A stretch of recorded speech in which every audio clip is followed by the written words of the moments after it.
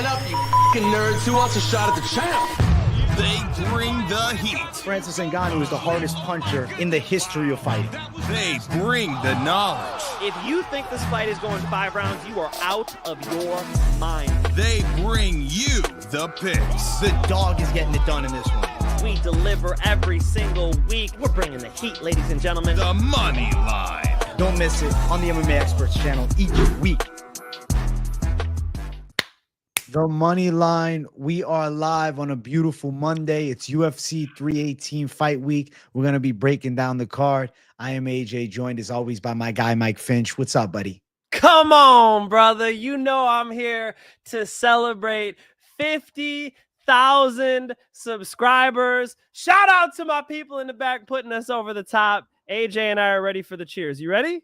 Of course, man. We're ready to go. Shout out to the people, 50K, Jay, 50K, the Money Line, and to more, to even more. 100's coming, and we're going to exceed that. And Finch, man, and I are going to be taking over, man. So shout out to my boy as well. I'm always glad to have him. Cheers. Let's do it. Cheers. Woo. Put some hair on your chest. Let's go. Let's go, kids. Getting it on my face, man. It's coming in thicker by the second here. Holy shit. Holy Can't mess shit. up the beard. 50,000 of y'all. Thank you guys. Fucking awesome. We love doing Moneyline. We're going to keep this thing going. I have no doubt 100K is next. Let's go. I'm excited for it. And I'm grateful to have you, Savages. Real quick, Stormy Normie, thank you for re-upping with your membership. W to you, my friend. You're an absolute gem. Shout out to the Savages over here. What's up, people? People trying to get me to remove the hat. Listen, I've spoke about it. I've spoke about it for a long time. I said 100,000 subs, we take it off. 50,000, I tell you guys, I love you and thank you. Me. So if all 50,000 of you just get one person to subscribe to this channel, you could see that beautiful head of hair that AJ's got under there. Let's go. Listen, there's been leaks, there's been speculation, there's a lot of things that exist, but with AI out there, you guys don't know what the fuck is true, right? So you guys who will see at 100K, we'll find out what the truth is. I am excited as hell to break down this card. Of course, we're not going to look past last week. We're going to talk about it. TrevBot, thank you for $199. Thank you for supporting the boys. 50KJ is crazy. Now don't go all big time on us, G. Hey, I will be live tomorrow afternoon per usual. Nothing changes. Back to business per usual, but feeling really blessed to have 50,000 of you Savages. Come on, the man's doubling down. You don't get more content than this anywhere, you know? AJ's got to show out every day, so of course he ain't going nowhere. Nowhere. No, I'll be here. You guys will find me. Real quick, though, before we talk about the recap, I know people want to talk about it. They want the Finch man's take. So Conor McGregor schlong is all over the interwebs. He posted. Oh, he didn't post. He shared a provocative image with a young lady, and that young lady went and shared it. Actually, two of the images went and shared them on the interwebs. One holding up a dumbbell with his third leg, and then what? The other just the is that real? That's a real thing. You're kidding. See, AJ told me this before we went live. I'm like, are you sure? AJ's like, no, they're real, bro. I mean, first of all, you know, I'm a skeptic, right? Like you just said the AI joke. It's like, I have no idea, right? And then secondly, I ain't looking at it, okay? I don't want to see it, all right? I'm good. You can't avoid it. You're going to see it at some point. Okay? I'm good. Get on it. Get on Twitter. You're going to find it. It's going to be in your face. I'm good. It's you might have missed the storm. Okay. That checks out. You might have missed the storm. The early storm came through earlier in the day. But now, you know, you might not be able to find it. Maybe you have to search for it, Mike Finch. Good. Connor and his penis mind their own business. Okay. They don't need to be on my phone screen. That's valid. Yeah. Listen, I'll send you a picture of it. I'll have to find it and send it, man. Finch will get a text from me. What the fuck is this? Don't send me that, bro. You won't see him on Moneyline next week. This guy is. I'm taking a leave of absence, man. Don't send me that. I mean, you know, I don't need to see no nudes, man. I'm good on it. All right. Maybe if Alexa Grasso's dropping some, maybe you can send me all right, so I'll hold you to it. If Alexa Grasso, my wife's in the room over there, you're gonna get me in trouble. I mean, we're talking McGregor. We're not talking Grasso. It's all good. Don't worry about it. Listen, man. Also on the same day, which is interesting, is the image of him feeling up and kissing some other woman is out there. I always feel sad to hear it for the McGregor side with the infidelity thing being so paramount. Mainly because, like, obviously the girlfriend, the fiance, D, that's been with them since the start. But even beyond that, when you dig deeper, like, it's got to be weird, right? Eventually, McGregor's son and daughter is going to see all this shit that came out when they were, seeing the dads fucking around on the mother. I just feel like that's a weird situation. Like, the kids are going to feel a little strange about that. I would, at least. Yeah, they got their dad's dick out there on the internet, Yeah. That's tough. Yeah, I mean, hey, maybe we can learn from this, guys. Don't send nudes, okay? Don't do that, right? Especially if you're famous, I feel like we could all take a lesson here. Yeah. Let's be a lesson. Let this be a lesson. And if you're gonna send, when you got a girl, don't be out there wilding out, okay? Yeah, I agree. Right. Because Conor's got a good woman, Yeah. Like baby mama. She's been there from the beginning. I mean, I remember the old, memes or whatever of D and them, like the photo of them when they were young, right? And Conor was hustling and a plumber and on unemployment or whatever. And then he's like winning the world title and she's there with him, like, hey, she's started from the bottom, been there with you the whole time, show love to the people who've been there with you type thing. Yeah. That's the right energy, not not dick pics over X. That's not good. No, I completely agree. It's a McGregor thing. I mean, it's a McGregor thing. I feel like him in the headlines for something is a given, and it had to be taken to the next level. Also, happy birthday, Conor McGregor, all in one. It's his birthday? I believe it's his birthday today. July 14th, right? All right. So, also happy birthday to the Happy birthday to the Mac, yeah. Happy birthday to the Mac, yeah. 37. 37. Wow. Yeah. Wow, 3 years away from 40 is crazy. Bro, what the fuck? I remember like 29-year-old Conor, What the fuck? Been in the game for a minute, huh? God damn. Man, he's been out for a minute, man. Holy shit. Damn. Yeah. That's crazy. All right. Yeah, we're done talking about Conor's penis. Sorry. Yes. Yeah. We'll move along. We'll get to AJ brought this up. AJ said it's the number one thing people are talking about today. Okay, so we got to address it. It is MMA relevant, unfortunately for me at least. I thought it was fucking hilarious. Let's get to UFC Nashville's main event. We want to recap. All right, we got Lewis versus Teixeira. Now, I watched this fight with you guys live. Obviously, on the first look, I was testy on the stoppage because Teixeira is getting back up to his feet and he's seemingly recovering. But I will say there was a blatant fence grab and also a fence pull up because he used the cage to get back up to his feet. Initially, when I saw the stoppage, I actually thought Herzog was calling a timeout and taking a point away, but then he ends up stopping the fight. Very weird instance where, you have a fighter in a, near fight ending sequence. And then he uses the cage to propel himself upward. Like, what happens if he doesn't grab that cage? Does he stay down and does Lewis put him away? And then now you lose the cage. What are we doing? A timeout, taking a point, and then he gets a recovery? It kind of becomes this weird situation where it's like you have to justify in the mind. The referee's got a, on the fly thing. Okay, he just broke a rule. He's getting hit with big shots. He's not in his right state of mind. And I'm going to stop the fight because you wouldn't most likely escape that situation, at least not at the same speed with Derek Lewis dropping bombs on you, unless you're pulling yourself up with the cage.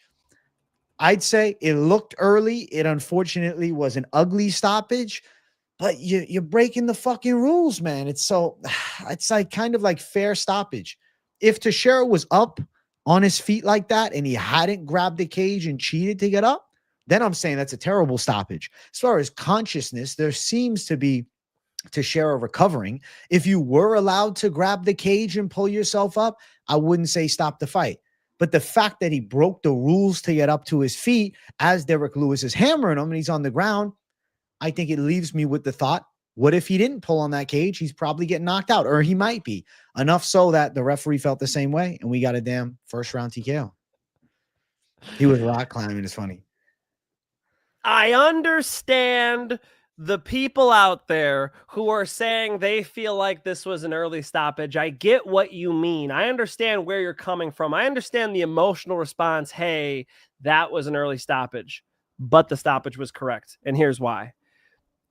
exactly as AJ illuminated, if he did not grab that fence, how do we know he wouldn't have been put out, clean out? So you can't cheat in the middle of getting TKO'd to survive a TKO. What a blessing it would have been if the referee came in there, stopped the contest, said, hey, 1 point's taken away from Taliesin. That would have done two things. First off, it would have gotten Taliesin out of that hairy situation where he probably was about to get knocked out. And secondly, you got a gassed out Derek Lewis. You saw how bad he was sweating after talking to Trump. Dude, that was a 30-second fight. My man was sweating bullets. He blew his wad, right? He absolutely laid on the gas pedal. So you got a tired, Derek Lewis and a recovered Taliesin Teixeira. It's absolutely not fair. The right thing to do was to stop the fight. If the dude is so out of it, he's got to cheat and grab the fence. Fuck him. It's a TKO. It was the correct call by the referee. I'll stand by that 100%. Was it abnormal? Yes. I mean, the fence grab was not a small fence grab, AJ. He fucking, as the homie said, the rock climbing. He hoisted himself up with that. You can't be doing that in the middle of getting TKO. That ain't going to work. No, you can't do that in a UFC fight. Cage grabs are illegal. And now to stop yourself from getting finished, I think that was definitely after the fact justified. And he was getting cracked too with heavy shots. And it's not like Taliesin Teixeira wasn't rocked. As soon as the ref steps in and stops it and he gets a second, he starts to come to, but he had just pulled himself up on the cage and also gotten hammered with a big shot from D-Lew. Yeah. Big left hook from Derek Lewis. You saw he ate that fucking jab in the eye. He closed his eye. He could have been trying to, coax Taliesin in to come in with some big shots, knowing Derek Lewis and how much Derek Lewis plays possum. I mean, with the body shots, I got to take a shit. Derek Lewis is crazy with his theatrics in the cage. He probably did bullshit that jab to the eye, get him to step on the gas pedal a little bit, and then landed those huge counters. Derek Lewis throwing from grandma's house, got him out of there. It was a classic Derek Lewis performance. AJ, we said it on last Monday, right? Wait until weigh-ins. Wait to see what Derek Lewis shows up. He looked great at weigh-ins. He looked great in the fight. He did. It was a good performance for D-Lew. He sent back a prospect. This is the problem with the heavyweight division, though. As awesome as it is to see a fan favorite like Derek Lewis get a win, what the fuck? Where's the prospect? They got 8-0, 6'7", 25-year-old Brazilian knockout artist. Down he goes. Yep. Now we got Mario Pinto on the rise. Obviously, we have Prachnio, who is on this card, get a win at heavyweight and look good. But I'm waiting for a heavyweight that is able to keep winning and stands out. Obviously, we have Walter Walker. Walter Walker is kind of the guy right now, the heel hook king. Who the fuck is stopping it? Is he not locking up most heavyweights in that? Bro, how beautiful was that entry into the heel, Walter? Elite. That was gorgeous. Yeah. That was a beautiful entry in the heel. Yeah, Walter's a problem. But to keep it on the Derek Lewis fight, yes, I know what you mean. They threw Taliesin Teixeira up there really early, right? His only win was against Tafa. Come on, dude. So, back to the drawing board, but he's a young buck. He'll be back. As far as Derek Lewis goes, I mean, he talked to the president while he was getting his hand raised. That was fucking awesome. Throw him right in there with a couple of the top 10. Why not? So he called out Waldo, but the weird thing with that fight is Waldo's fighting Pavlovich. So timeline for Derek Lewis coming back, don't know for sure, but I definitely think fun fights. Derek Lewis, one more win. Next thing you know, you got him fighting Tom Aspinall or something crazy. Elijah, thank you for the $2. He asks me to check the rule book. TKO can't be for a fence grab. Could you imagine if the rule book said that if you grab the fence, it could be ruled as a TKO? How fucking crazy would that be? That's not what we're saying, Elijah. What we're saying is that the TKO was in process. Referee was thinking about stopping the fight. And then what does Taliesin do to survive? Fucking grabs the fence and pulls himself up. So the referee went ahead and completed the TKO. The TKO wasn't just because of the fence grab. The fence grab happened amid the TKO. Thank you for the $2. Yeah, I completely agree. Thank you for the $2. I appreciate it, bro. Derek Lewis keeps the momentum going. Taliesin Teixeira, they got to just give him some low caliber heavyweight, try to build him back.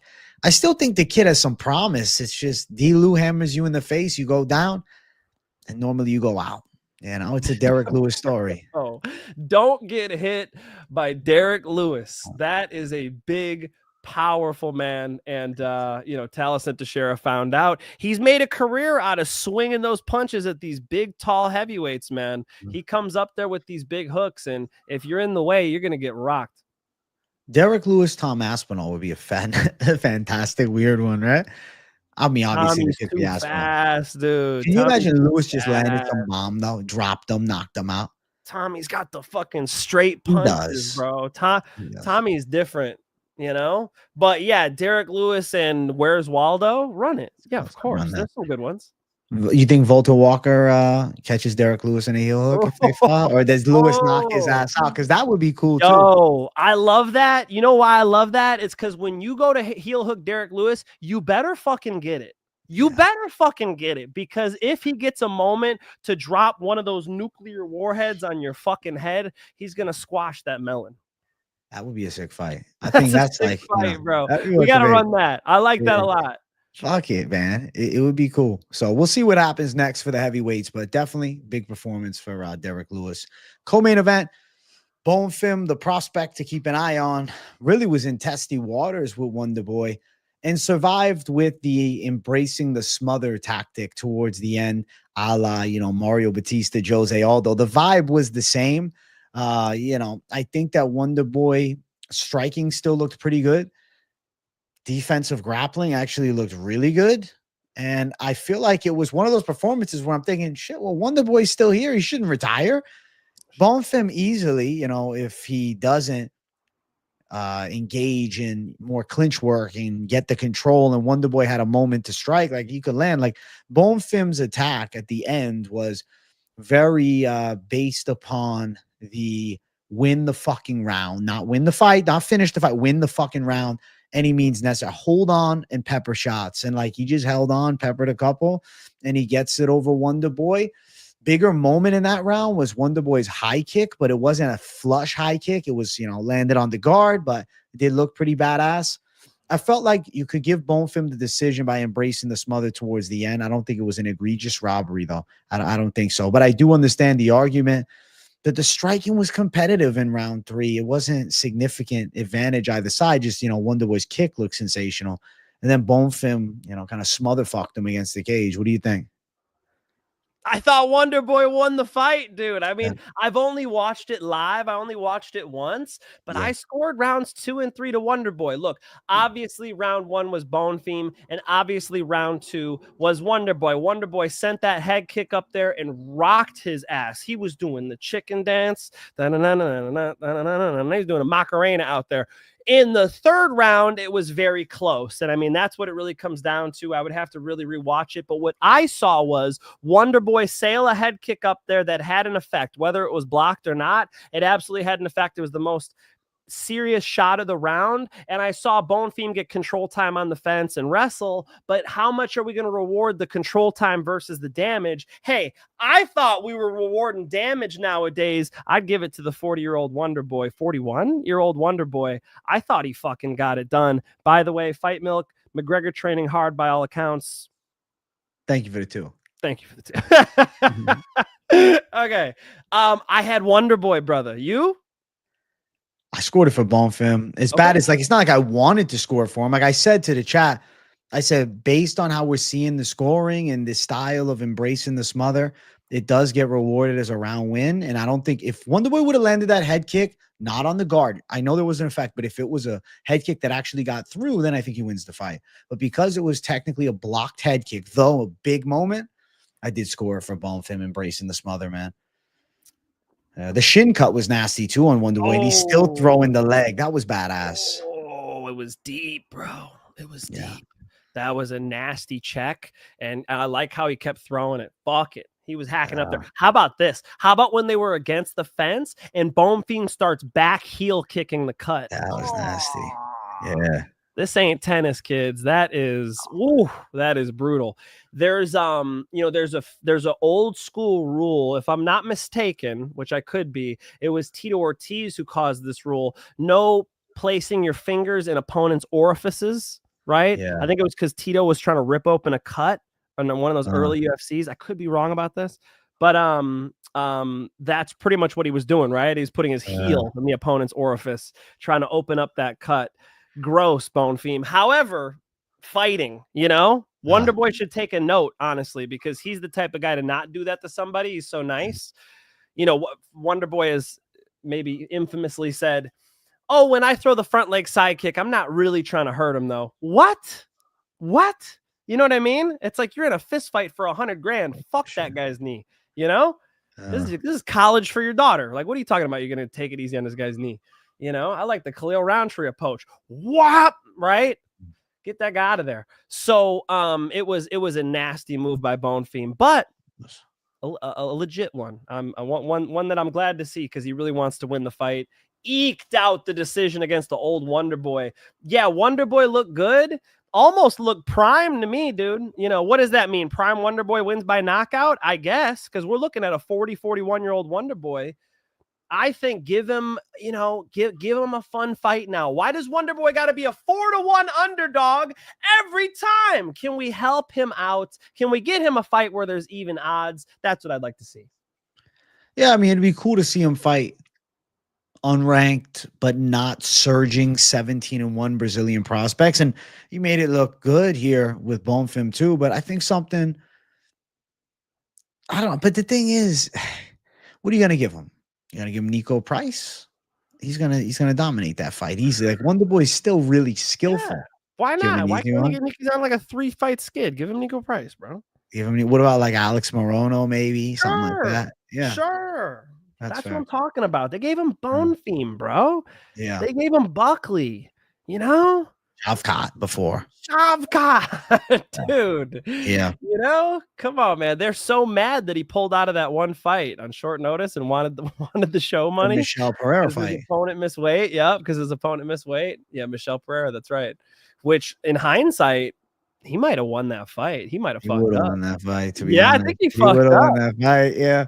And then they wouldn't have done him so dirty, I don't think. I think they were really pissed off that he was asking for the money and didn't fight, and they didn't want to set that precedent. Like, I get where the UFC's coming from there. Hey, you don't fight, you don't eat. What are you talking about, bro? What do you think this is? This ain't a salaried job. This ain't a 9 to 5. Right. Like you fight, you earn money. You don't fight, you don't. We're not gonna pay you to sit on the couch. So, yeah. Anyway, we're here. I thought he won the fight. Brilliant performance by Wonder Boy, and not a bad performance by Bone Fiend either. It was a great fight. It was really fun. Somebody in the chat says he needs to fight Salikov. That'd be a cool matchup of Kung Fu versus karate. I'd like that shit. He would knock Salikov out. I like that. Now we're talking. Now we're talking. Please, UFC. Please. But no, right now he's on the UFC. You're right. He's been on the UFC's chopping block. Like, definitely hell matchmaking, because Shavkat's a terrifying matchup. Buckley is a powerhouse and a scary matchup. And now Bone Fiend is also a scary matchup, but he exceeded expectations and made this fight a lot closer. I mean, seeing the last two, he's been finished, going out and getting a split decision loss.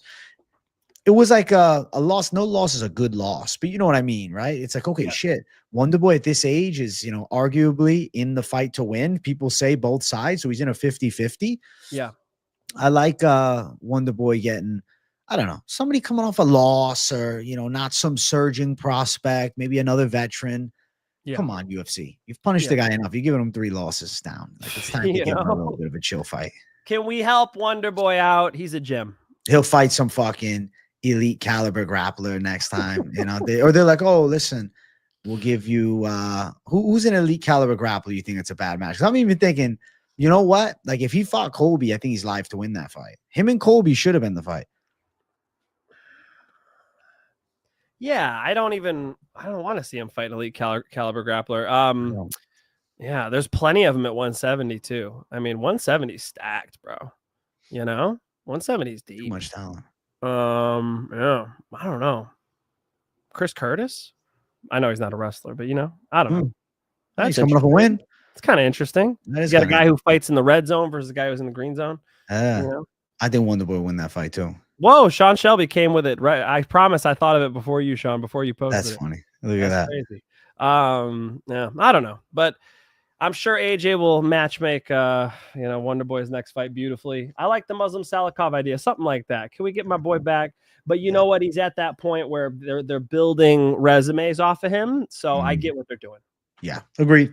But nonetheless, badass performance. Quick notes on the card.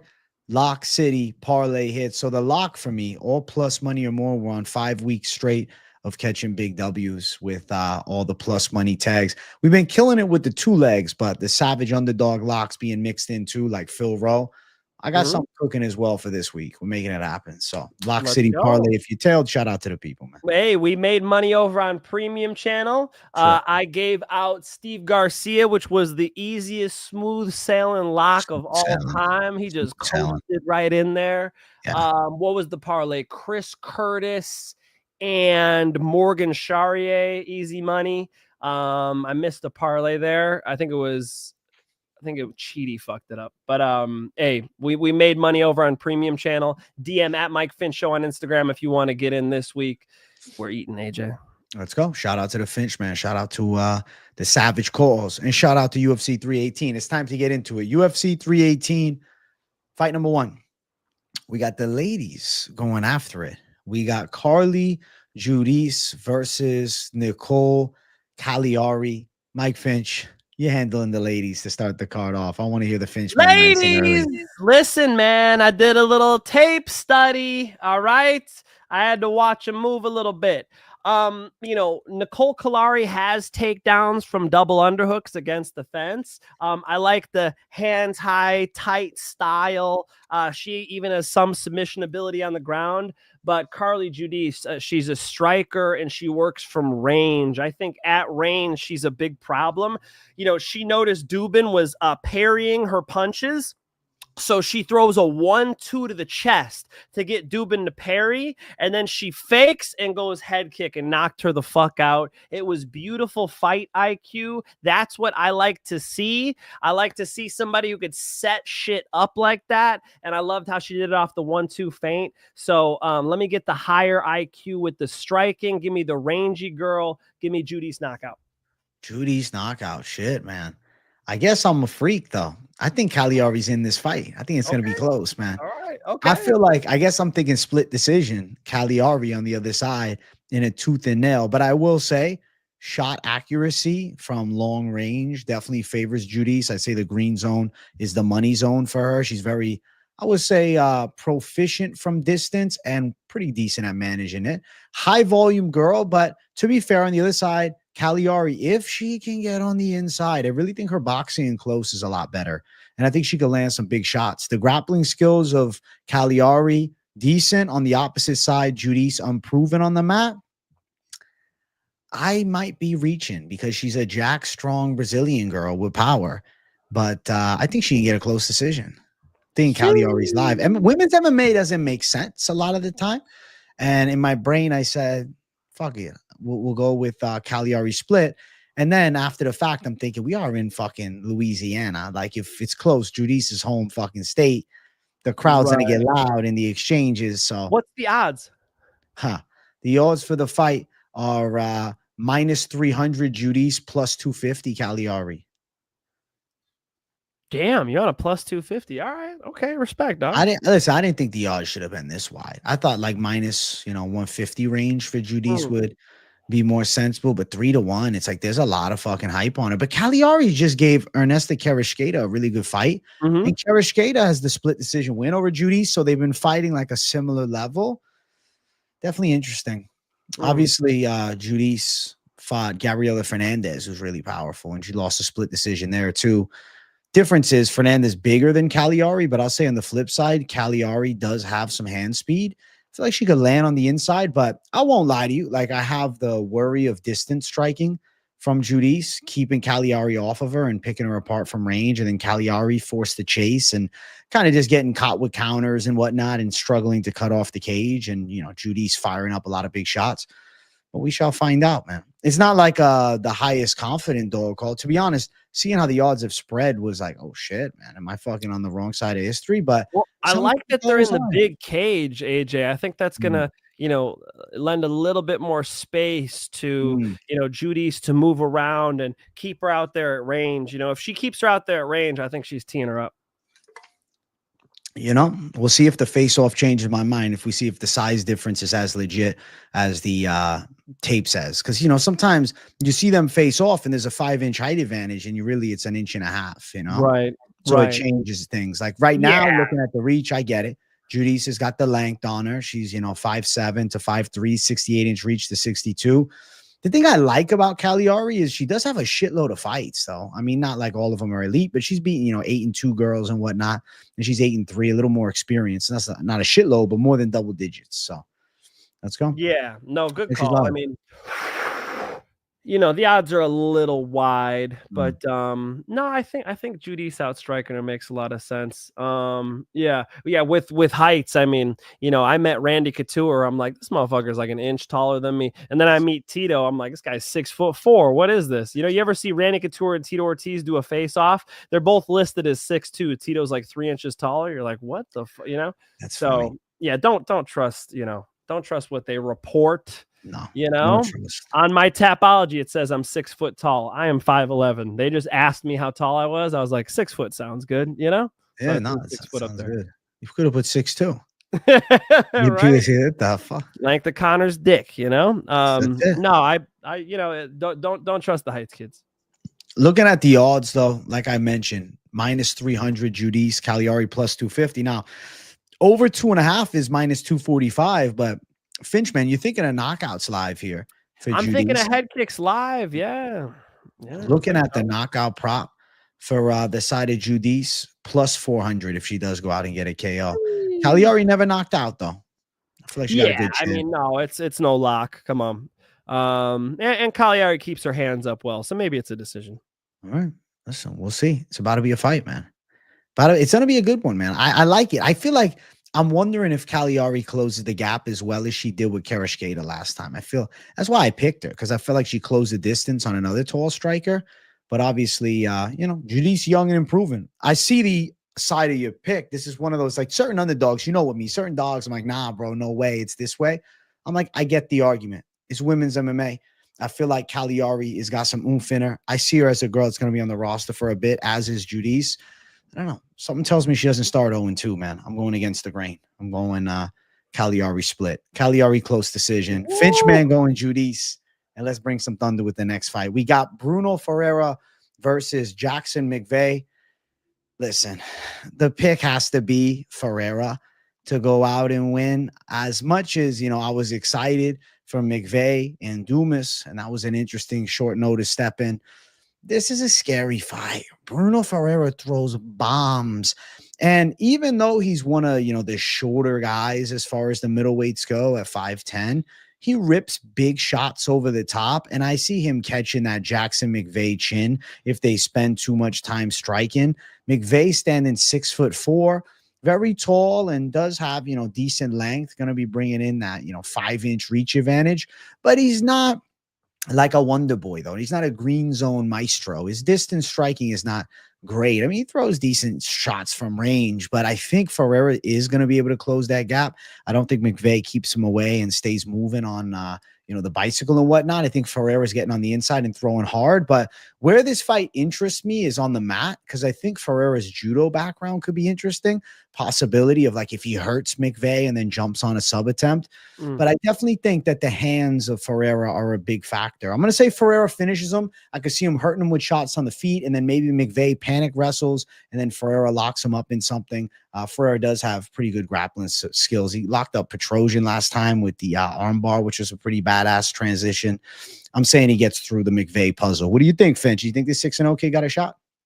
I mean, does he have a shot? Yeah, his submission game's really nice, but they fucked him over, bro. Yeah. He had a way better matchup a couple weeks ago. This is way harder for him. Hey, shout out to Sanford. Mike, you choked out my buddy Zach Stander years ago. That was my 4th MMA fight, man. Zach stepped up on like 2 weeks' notice to take that. So shout out to your buddy Zach. I appreciate him. That's cool. I got him with a guillotine, AJ. Bruno Ferreira rips shots, man. And this McVey guy, his hands are too soft, bro. He can't box, you know? He does a lot of things well. His chokes are really good. He can kick well. He's long, he's lanky. He's got a lot of weapons, but he's up against a guy with 2 stones in his hands with UFC experience. McVey making the debut. I forgot why the last fight fell through. If you Dumas remember, couldn't get his ankle brace off, and then the other opponent came in way overweight. Didn't even weigh in.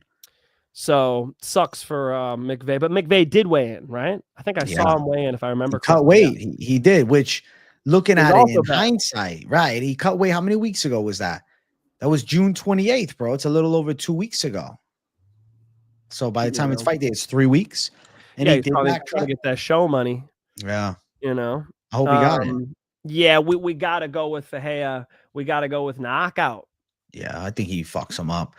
I think Ferreira is going to show him levels, man. The knockout of RoboCop is a big one. Putting Stoltzfus away, submitting Petrosian. He's beaten quality middleweights, and we haven't seen McVey even fight anybody with, you know, true quality. Like you look at his last wins, prospect Mateo Gardner 4-1, Ben Fowler 3-2. He beat a 7-13 Jacquees Williams, you know? So the level of opposition is a vast jump. And I think that Bruno Ferreira is too much for him too, man. And the odds are in complete agreement with our takes. At -700, you're looking at something that really is only playable if you're looking for more of a long shot to add some plus money. -700 down the center. Inside distance is 5-1. Ferreira by KO is -130 and submission +215. So yeah, definitely inside distance. I think Ferreira does finish this fight within, I'd assume the first round, but I'd say first 2. I'll go first round. I mean, he's just too fucking dangerous, man. I think watching McVey's fights, it's like the hands are just not there yet, dude. The hands are not there. They're not going to keep Ferreira off of him. There's not enough of a consequence. Look at this guy. He says, "Sup, guys? Long-time viewer, first time I see it live. John Sablon, shout out to you, man. First-time viewer, first time live. Glad to have you, bro. Welcome. First of many, we hope. Welcome. You part of the new 50K crowd? Oh, no, he said long time. All long right. time. Got you. Welcome. He love us long time, Mike Finch. He love us long time. You didn't get the reference. That's the massage parlor Yeah, reference. yeah. How dare you? We're on the McGregor thing, so I had to just bring that in as well. How dare you? God damn, bro. We're back to the that's crazy work. Listen, guys, Ferreira's too fucking dangerous. First round KO. It should be destructive. We're both going Ferreira, whatever you want to say it. Like, you know, if you're saying it Brazilian, we're going Ferreira. If you're from America, you're from the, you know, Midwest, Ferreira. That's it. Whoa, I'm from the Midwest. What are you trying to say about us Midwest? Ferreira. What does that mean? What does from that mean? Midwest, shit, even me, if I'm from down south, I'm probably saying Ferreira too. Or then I'm like, oh shit, we gotta take it proud. Ferreira. All right. I'm just checking, man. I thought you were saying us Midwesterners are like Hicks or some shit. I don't know what that meant. I remember I was on. Not in Chicago, Illinois, but if you go down below, what's under it? Yeah, farms. Something's around there. Indiana's under it. Yeah, Indiana. Yeah, Indiana. I remember going to Indianapolis for the first time. I was like, "Where's the people?" You know, it was the first time the UFC ever went to Indianapolis. Frank Mir was on the card. I think it was Frank Mir and Crow Cop. I think the fight was really bad. That did suck. I watched it live. It was the debut of Mark Hunt. He got Kimura'd by Sean McCorkle. That was a fuck. He was already in a huge losing streak. I was like, why is the UFC taking this fat ass? And then look what he does, right? You were watching back then, huh? Yeah. Damn. AJ was in diapers back then, right? What the fuck? I think so. I was on the Pampers and shit, bro. What the fuck? Shit. Wow. Okay. That's props for you for watching. That's dope. But yeah, I just down there they might say Ferreira. Yeah, Ferreira, man. We're going Ferreira. We're going to represent. Let's keep running. Next fight, we got heavyweights. We got Ryan Spann versus Łukasz Brzeski. Superman Spann got handled bad by Waldo, but looking how Waldo fought against Spivak in the next one, I say that aged pretty well because now Waldo is a legit top 10 UFC heavyweight. And Ryan Spann, he was a longtime gatekeeper of the top 15 of the light heavyweight division, deciding to move up. He's got the threat of knockout power as explosive hands. At times, he gets a little off balance and wild, but In a matchup against Brzeski, who's a bit stiff and upright and, a little bit on the slower side too, I feel like, with footwork and head movement, I think Spann could land some big shots. And I think maybe an underrated element of this fight is Spann's choke game. Front headlock position, he's pretty nasty. I don't see Brzeski surviving the full 3, and I don't see Brzeski beating Ryan Spann. I'm going Superman Spann to win dominant fight. Ask Kopylov about that front headlock game. Yeah, Ryan Spann's too fucking dangerous for Brzeski. Brzeski's too glass for him, man. I think he's going to either sub him or TKO him. Ryan Spann inside distance is the way to go because Ryan Spann's got a lot of weapons. Now, there's a lot of ways to beat Ryan Spann. High offense, low defense, but I'd even say it's worse on the defense for Brzeski, and then the offense isn't there. I got to go with the guy with real weapons and Spann. Spann's got power. He's explosive. He's got chokes. I think he finishes this fight. Completely agreed. EMG Drug God, thank you for $9.99. Been trying to send this bread, and this thing started bugging. Good to see all savages. God bless. 100. Waiting for this Prachnio Curtis Canelo parlay to hit. Let's get a bag this weekend. Moneyline. Thank you for $9.99. Hey, yo, wicked profile picture. The best profile picture in the game. EMG Drug God leaking shit that's only for premium channel. I only bust out the Glock 34 on premium. That ain't for YouTube, but thank you, EMG. We appreciate it. Godspeed on your parlay, bro. Godspeed. Good luck. I'm picking Crawford. Let's see though. It's not like a lock of the year, but that little savage. That little motherfucker. It's a good fight. I think it's a damn cool one. As far as boxing goes, that's the fight of the decade for sure right now. Like we haven't had a fight like this since no, bro. Usyk and Fury was too good. Come on. I guess that's right. I'm not thinking with the heavyweights. Yeah. Usyk Fury was huge too. So big, man. The real heavyweight champ. Come on. That was cool. It's a huge fight. Agreed. Huge. Yeah, it's in the contention for fight of the decade. I agree. Yeah, I'm looking. I actually prefer the way you did it, where you just fucking say it. Because how many times do people go, she's one of the best submission artists? It's like just make a statement. Like, is the person the best or not? So many times people talk like you can be talking about John Jones. He's one of the best light heavyweights. One of the best light heavyweights. No, he's by far the best light heavyweight ever. Just say it like it fucking is. So I appreciate you going for it. Actually. Thank you, bro. Yeah. I think you got to kind of pick a side. You can't stay lukewarm. Everybody wants to be lukewarm with shit. Just fucking drop your heat and that's it. And what's the worst thing? You're wrong? The fuck? Grow a sack, Don't be fucking worried about being wrong. It's true. People worry too much, man. If you're worried about being wrong, you also scared to be right because you don't know how fucking good you could call it, with anything in life, though. How good you could be, how right you could be. Right. That's it. You have an opinion. Yeah. Yeah, exactly. Yeah, have an opinion. Like, go for it. For sure. It's a good point. I got to look at the odds here of this fight. Let's see. Is it playable to you, Mike Finch? Yeah. Minus 210? Minus 210 only for Ryan Spann. Oh, it's fine. I thought it would be 4-1 by now. Minus 300. It's don't even say that out loud, bro. I got to drop the premium bets tonight. People are betting Brzeski. What? I gotta drop the premium channel bets. DM at Mike Finch Show on Instagram to get the premium channel bets. Ryan Spann should smish. If fucking Spann loses to Brzeski, it'd be crazy. Oh, it's over. It's probably it. Yeah, that would be weird. That'd be a weird upset because Brzeski's been looking bad. He's been losing by finish. People are picking him over Where's Waldo, and you got a guy right here who picked Where's Waldo. I'm not a big, I'm not picking Spann every time. In this matchup, I think you got to go Spann. Yeah, I think Spann pulls through in this one. And looking at a knockout prop is plus 160. A submission is plus 285. An inside distance is minus 165. The worry that many have with Spann, though, and you can probably attest to this, is there is a wilt factor as we pass the first round. He evidently slows down and seems to at times kind of look for a way out of fights, whether in the positive or the negative. He'll throw really powerful shots from out of range and overextend himself and leave, opportunities for counters. So of course he's throwing caution to the wind, trying to get a finish. But on the flip side, he's also giving opponents big chances to finish him. So with Ryan Spann, you do worry about what happens after round number 1. But I anticipate he can do it. He can knock out Brzeski or submit him. He should definitely win this fight. Yeah, come on, man. That would be shocking. So Yeah. I'm with it. Let's go. We're going Superman Spann to do the thing and should destroy Łukasz Brzeski. Let's go. We got Superman Finch over here. He's got a fucking coat on under there. That's Oh, so much. shit. The ladies love it, bro. Come on. The Let's go. ladies love it. All right, Austin Powers. Listen, on, he's I got stay his warm. mojo. This is how you stay warm in Chicago, bro. Come That's on. fair. Listen, let's go. Let's keep running. And no back hair, okay?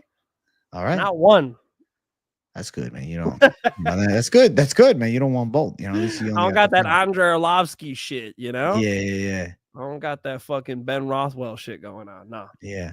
Let's go. Respect to the Finch, man. Mr. Coat. Let's keep running. Next fight on it. We got Jimmy Crute versus Marcin Prachnio. Jimmy Crute has not won a fight since 2020. He's had some draws. He's had some losses, but he's only 29, you know? Took some time off, came back, looked really good early against Bellato, obviously. Then goes on to, you know, get a majority draw by losing the second and third round. Prachnio on the other side is a weird one. Comes from the karate background, has deceptively good kicks and unorthodox striking. Very odd style at times, but an effective one. I mean, that high kick he landed against Bukauskas from close range was incredible. And even though, you know, he still lost that fight, I look at the positives of at least the technique. I'm like, yo, that takes a lot of fucking skill to land that shot from as close as he did. That's an accurate kicker.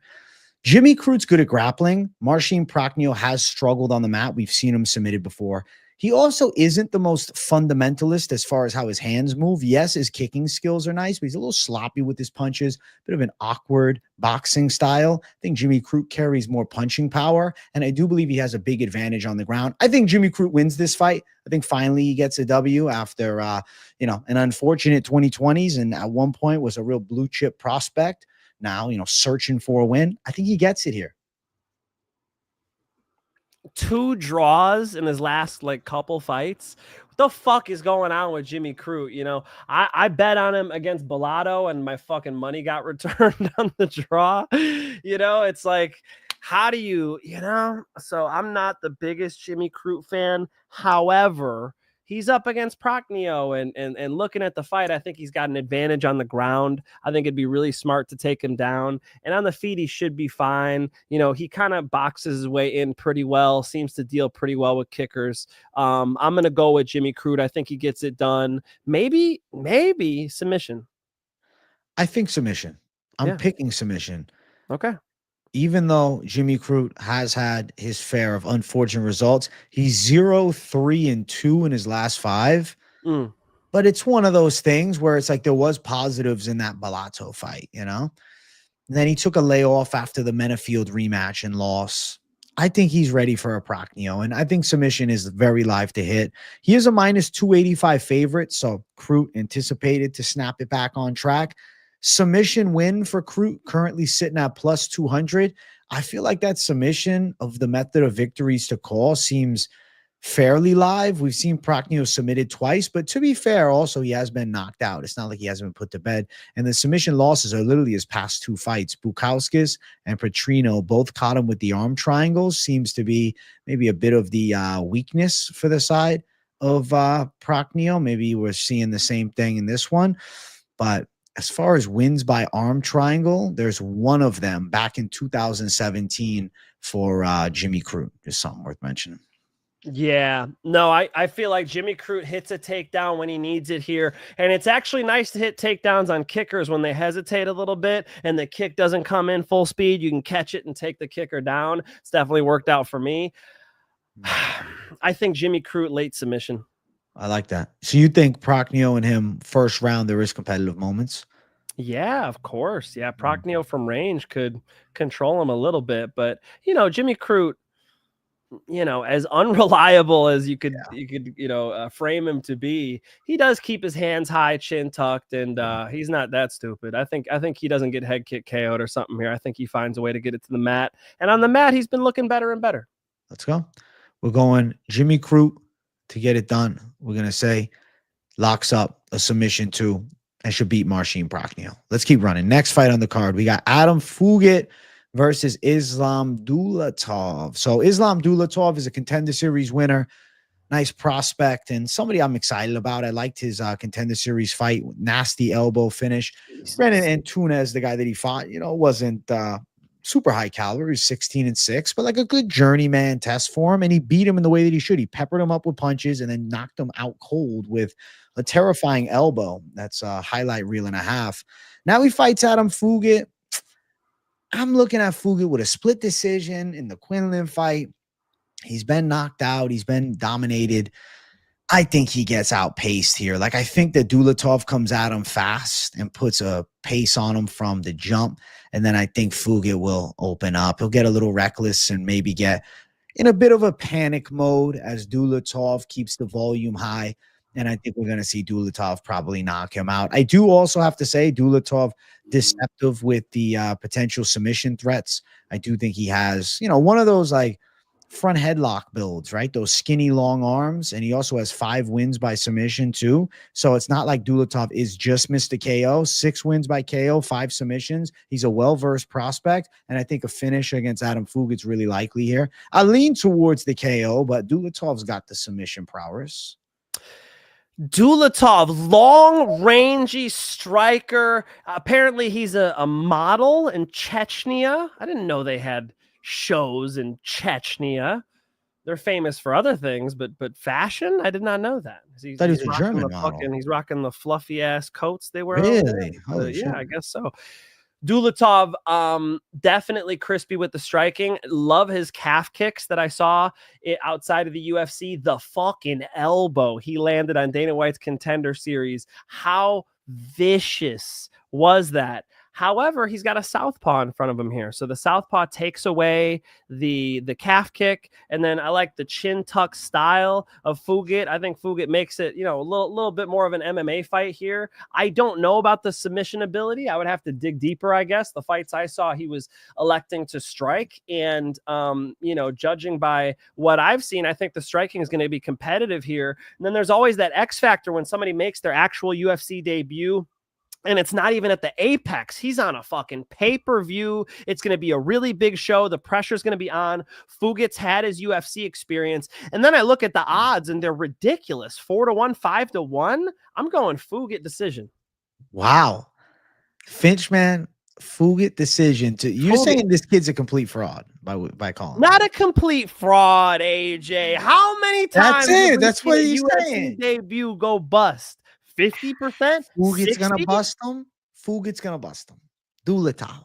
You think Fugitt's gonna bust him? I think Fugitt's a strange matchup for him being a southpaw with UFC experience. Yes, I do. If he goes out and wins, man, that's the Mystic Mike call of the month right there. Holy shit. Holy shit. Let's go. Fugitt, folks. Decision. Fuck it. Mike Finch going Fugitt, and you get big plus money. Dog. If he's big dog, listen, I'm seeing plus 425, plus 500, depends where you go. I think that my pick being Dulatov, yes, it's less appealing with 6-1 odds. Yes, the lines are ugly, but I think that Dulatov does the thing. I do. I know Finch disagrees, and I didn't anticipate this, by the way, Finch. I didn't at all. I think that Dulatov probably inside distance, which is minus 375. Finch, man, think if Fugitt on the scorecards plus 650, if Fugitt fucking fraud checks Dulatov, man, that'll be crazy. It's a matchup for this guy. I mean, this guy likes to take people out who bang. Like, watch some of his fights back, right? Especially Dana White's Contender Series. Homie's throwing whoosh, whoosh. I mean, Dulatov was just able to stay patient, boom, find his shots, boom, right? That's not Fugitt. Fugitt doesn't get stupid out there. He tucks his chin real tight, stays in a tight guard, and works from there. I think he's, if somebody's going to get tired, it's the UFC debut guy. I think there are X factors here that aren't priced into that money line. Okay.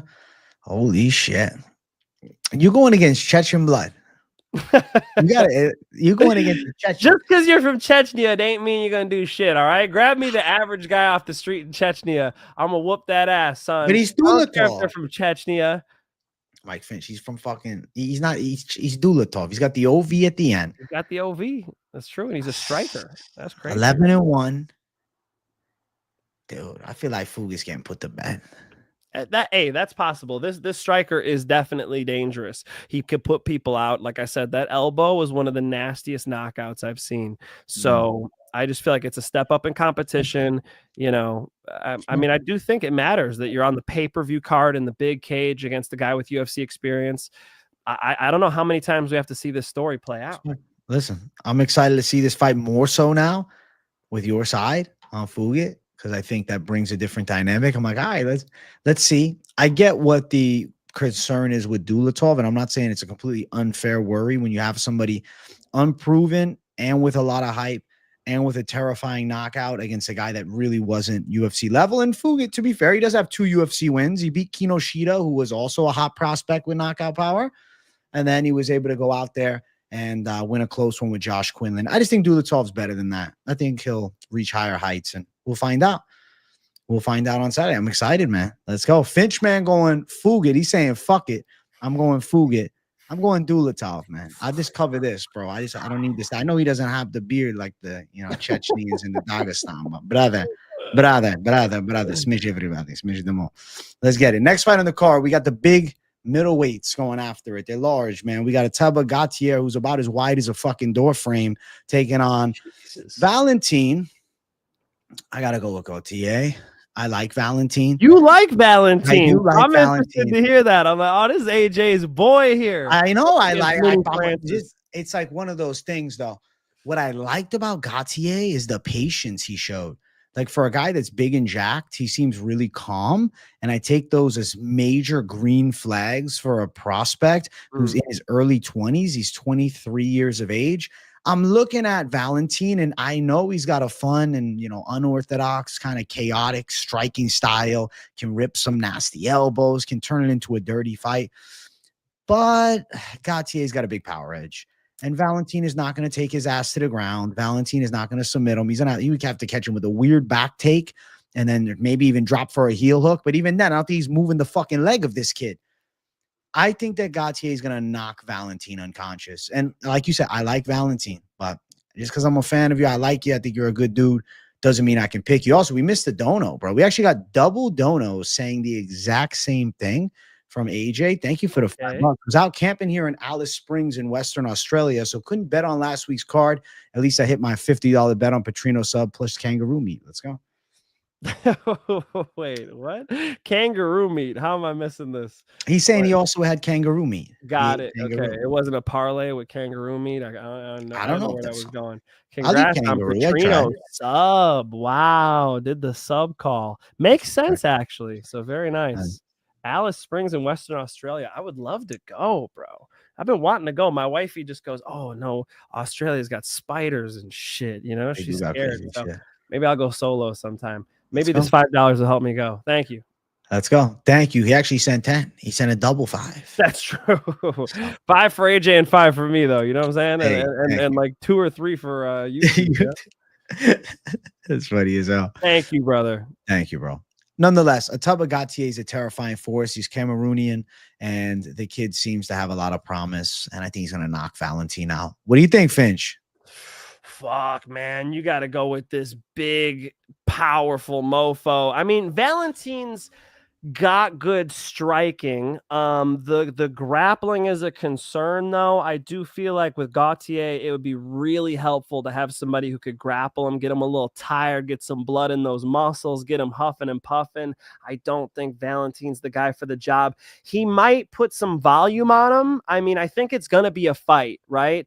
But there's a real knockout risk that Gautier is going to run him through. I'm going to go with the more powerful guy. I think Gautier gets him out of there at some point. A very, very powerful striker. I want to see somebody get him tired, and I think grappling with him is going to be part of that recipe, most likely.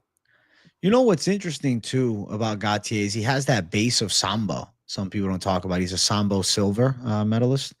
I don't know. Obviously not Olympics, but, championship. I mean, that's good. I've seen him, have issues with wrestling. With the Kinoshita fight, or what was his name? Naito fight, excuse me. That's right. Yeah. I think I've seen him taken down. So Yeah. that would be, and even if you don't get the takedown, like look at GSP and BJ Penn. They studied that BJ Penn was real solid with the boxing. And they're like, okay, what we'll do is we'll clinch him. We're going to try to take him down. But even as we fail, as he jacks up those underhooks and gets blood in those shoulders, it's going to slow him down. Right. And I think that's a recipe to, get him tired in the second or third. Yeah, I think so. I think Gautier with a nice win, violent knockout. The people will eventually need to see the fan-sided pick of a prelim banger. Ateba Gautier versus Therese Finney would be the perfect fight to make if Gautier gets it done quick. I'd like to see that matchup a lot. Gautier and who? Gautier and Torres Finney. Torres Finney, who just beat Valentin too. Yeah. Why does Valentin have to fight the biggest, blackest dudes in the division? What the fuck are they doing to my man? This is a tough one for him too. And Torres Finney, a brick shit house too, man. Yeah, why not? That's a cool fight. Torres Finney's a scary one, man. He's just not adept with anything but the takedown and control a lot of the times. And Gautier, I feel like we'll crack him with some bombs, but Finney might not be able to be knocked out. I don't know. He seems like he's got a decent little chin on him. We'll see. We'll see. We can't look too far past it. I think Gautier looks really good here. I think he wins the fight by knockout. He is a big favorite at -550, and the KO line sits at -265, but I think that's what should come to fruition.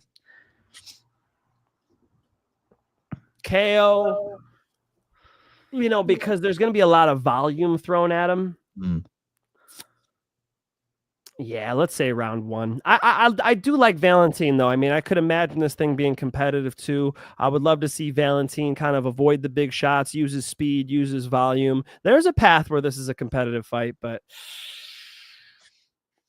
yeah, I'm right in between decision and KO. I really don't know about the finish, but I do got Gautier. I just feel like Gautier's hands, they're going to get it done. I see him landing some big shots. I feel like Valentin, I don't know where the defense is at striking-wise. Especially with a big powerhouse like this. I feel like Gautier is going to connect.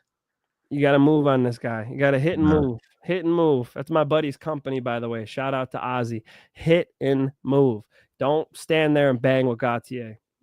Let's go. Gautier to get it done. Knockout. Finchman and I both going Gautier. It should be a violent fight. Let's keep running. Next fight on the card. We got Francisco Prado versus Nikolai Veretennikov. Finchman, I'll let you hold the fourth down for this one to start things off right. Sheesh. Listen, man, Prado's a fucking problem. We've seen Prado, show some excellent striking inside the UFC. Francisco Prado at 12-3 has a little bit of UFC experience too. Nikolai, losing to Austin Vanderford, not the best look. Split decision with Danny Barlow, who's also a striker with no grappling. So I got to go with Prado here. I got to go with the striking ability. And Prado's got the submissions on the floor too. I think this is his fight. Prado at 23 years old has got to be getting better too. And look at the fucking lineup he's had. His last two fights, Jake Matthews and Daniel Zellhuber, those losses have aged really well. Jake Matthews looked incredible against Chidi and Njokuani, and then the dub over Ataman Zaitar, etc. I do think that he's going to have a nice performance here against Veretennikov. Let's say decision. Yeah, I think Francisco Prado pulls through against Veretennikov. I'm thinking he's going to actually clip him. I know Veretennikov, normally eats a decent shot, but I feel like Prado does hit really fucking hard. And I think he could bust him up and rock him. To be fair, though, Veretennikov has showed a decent chin. Last fight, he got just ran over by Austin Vanderford. I guess I'm waiting for that Prado highlight reel knockout. And I feel like Veretennikov could be that. But I definitely think decision's a possibility. Prado's got big power. He rips really good hooks on the inside. A little bit shorter arms, but I like that oomph on the hook. I like that oomph. And I feel like calf kicks are pretty solid. Like you said, grappling game is there. I feel like his abilities are pretty legit. I definitely see him as a kid that's going to stick around on the roster. His record is ugly, 1-3 in the UFC right now. But, when you dig into the opposition, it's all pretty stern. And I think Veretennikov is a very winnable fight for Prado. So I am going to pick him too. We're going Prado for the dubs. Veretennikov over here at Kings MMA. He's a local. So shout out to Kings. 3-inch height advantage that matters. They're in the big cage. If he can use it, I don't think he can though, man. I gotta go Prado here. I gotta go with the vicious striking. Prado's a -150 favorite. Veretennikov plus 130. So odds are not crazy Not wide. for a fight that seemed to me like, yeah, Prado's got this thing. Damn. Those odds are surprising. I did not know those odds. Looking at, you're thinking decision. The decision win for Prado plus 185.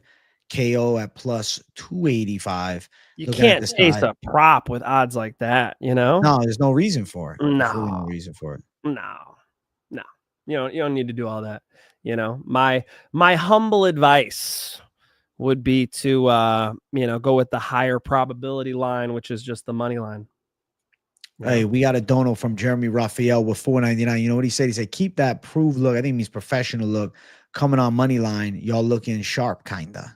Thank you. He throws kinda. He throws kinda at that. Jeremy, you were killing it, and then you said kinda. Now I gotta kinda. What do I need to do? What the fuck out? Do I need a chain? I need some fucking ice. I need a little watch. What do we need out here? But thank you for the $5. We do appreciate it. Hey, it's pay-per-view time, so me and AJ got to dress up. And with this look, which I see you guys been commenting about the chest hair, thank you. I was thinking Dustin Poirier. You know, sometimes Dustin Poirier gets the loud shirts, you know? So I'm channeling my inner Dustin Poirier here for the retirement fight. Respect. Thank you for the $4.99, Jeremy Raphael. Big W. Thank you. Prado for the dubs. It seems like a clear call. I feel like he should land some big shots, and I think he puts together a good performance, and his ground skills are solid too. I think he can win this fight wherever it goes. I'm rooting for a Prado finish, though. I'd like to see him get Veretennikov out of there. That'd be nice. Yeah, I could see him getting a finish too. I mean, it just depends on the durability of Veretennikov, I guess. Prado is a fucking finisher. Prado finishes fights, knockouts, and submissions. My gut said decision, but again, I if you're talking betting, I don't see a reason to chase a finish here. Let's go. Prado for the win, money line. Good call. Name of the show. Probably the best bet you can make on this fight. Let's keep running. Next one, we got Marvin Vettori versus Brendan Allen. I really feel like this is a competitive matchup, man. It was booked a bit ago and then fell through. I'm going with Marvin Vettori to win the fight. I feel like Vettori can land on Brendan Allen with his hands. Vettori was in a damn close one with Dolidze. I don't see Allen dragging this fight to the ground and beating Vettori up from there. I don't think he dominates the grappling positions. Vettori's like a block. He's a cinder block head and he's a cinder block body. Defensively, he's sound as far as the grappling goes. I feel like his hands, he gets shit on a lot for not having knockouts, but he does have decent boxing. He throws solid straights. He still hits with a bit of thud. I think he's the better boxer than Brendan Allen. Allen's the better kicker, especially those body kicks from Allen a little faster. But is Allen going to just piece him up? And then it's going to be a strike-heavy fight. I think if they tie up, I favor Vettori winning the clinch battle. I don't think Allen can get to dominant position on the ground. I have a hard time seeing it. I do think he tries to drag Vettori down at some point. And then in the striking, I think Vettori wins the boxing battle between the two. So I'm seeing Vettori is really live in the fight to take this on the scorecards. I'm going to pick Marvin Vettori by decision against Brendan Allen. I even look back to the Curtis fight and I think, okay, yes, Curtis and Allen won the fight and he was avenging a loss, but on the ground, yes, there was beautiful moments from Allen getting dominant position on Curtis, but I don't see him doing that to Vettori.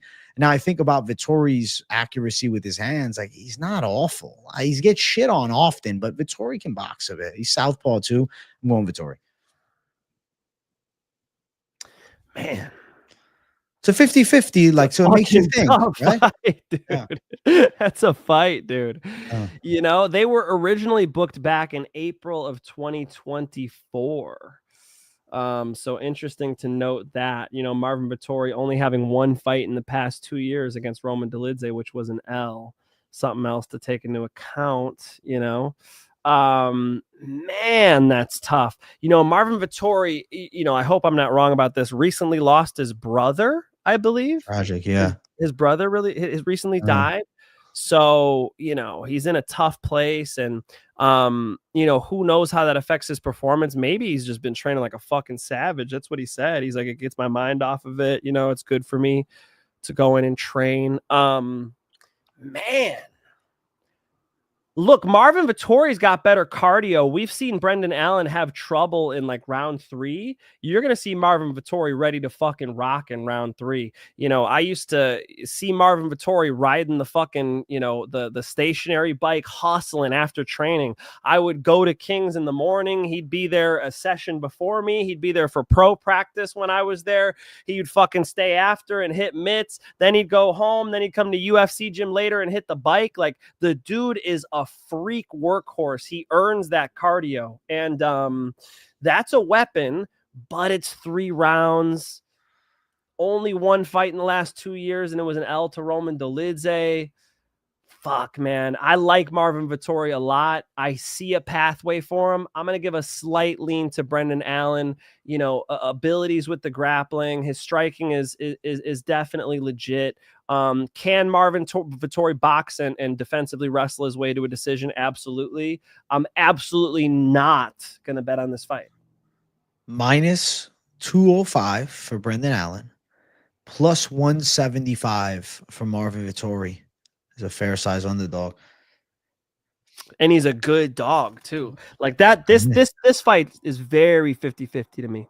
Yeah, when I saw the odds, I was a little surprised initially because in my brain, I just like, I don't know, I kind of line things up in my mind when I just see them at times. And I was thinking like, yeah, this is, you know, minus 110 type of fight.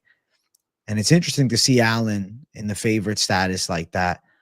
I think Vettori's live to win. I feel like, you know, coming into the fight with a heavy heart for sure. But I second what you say.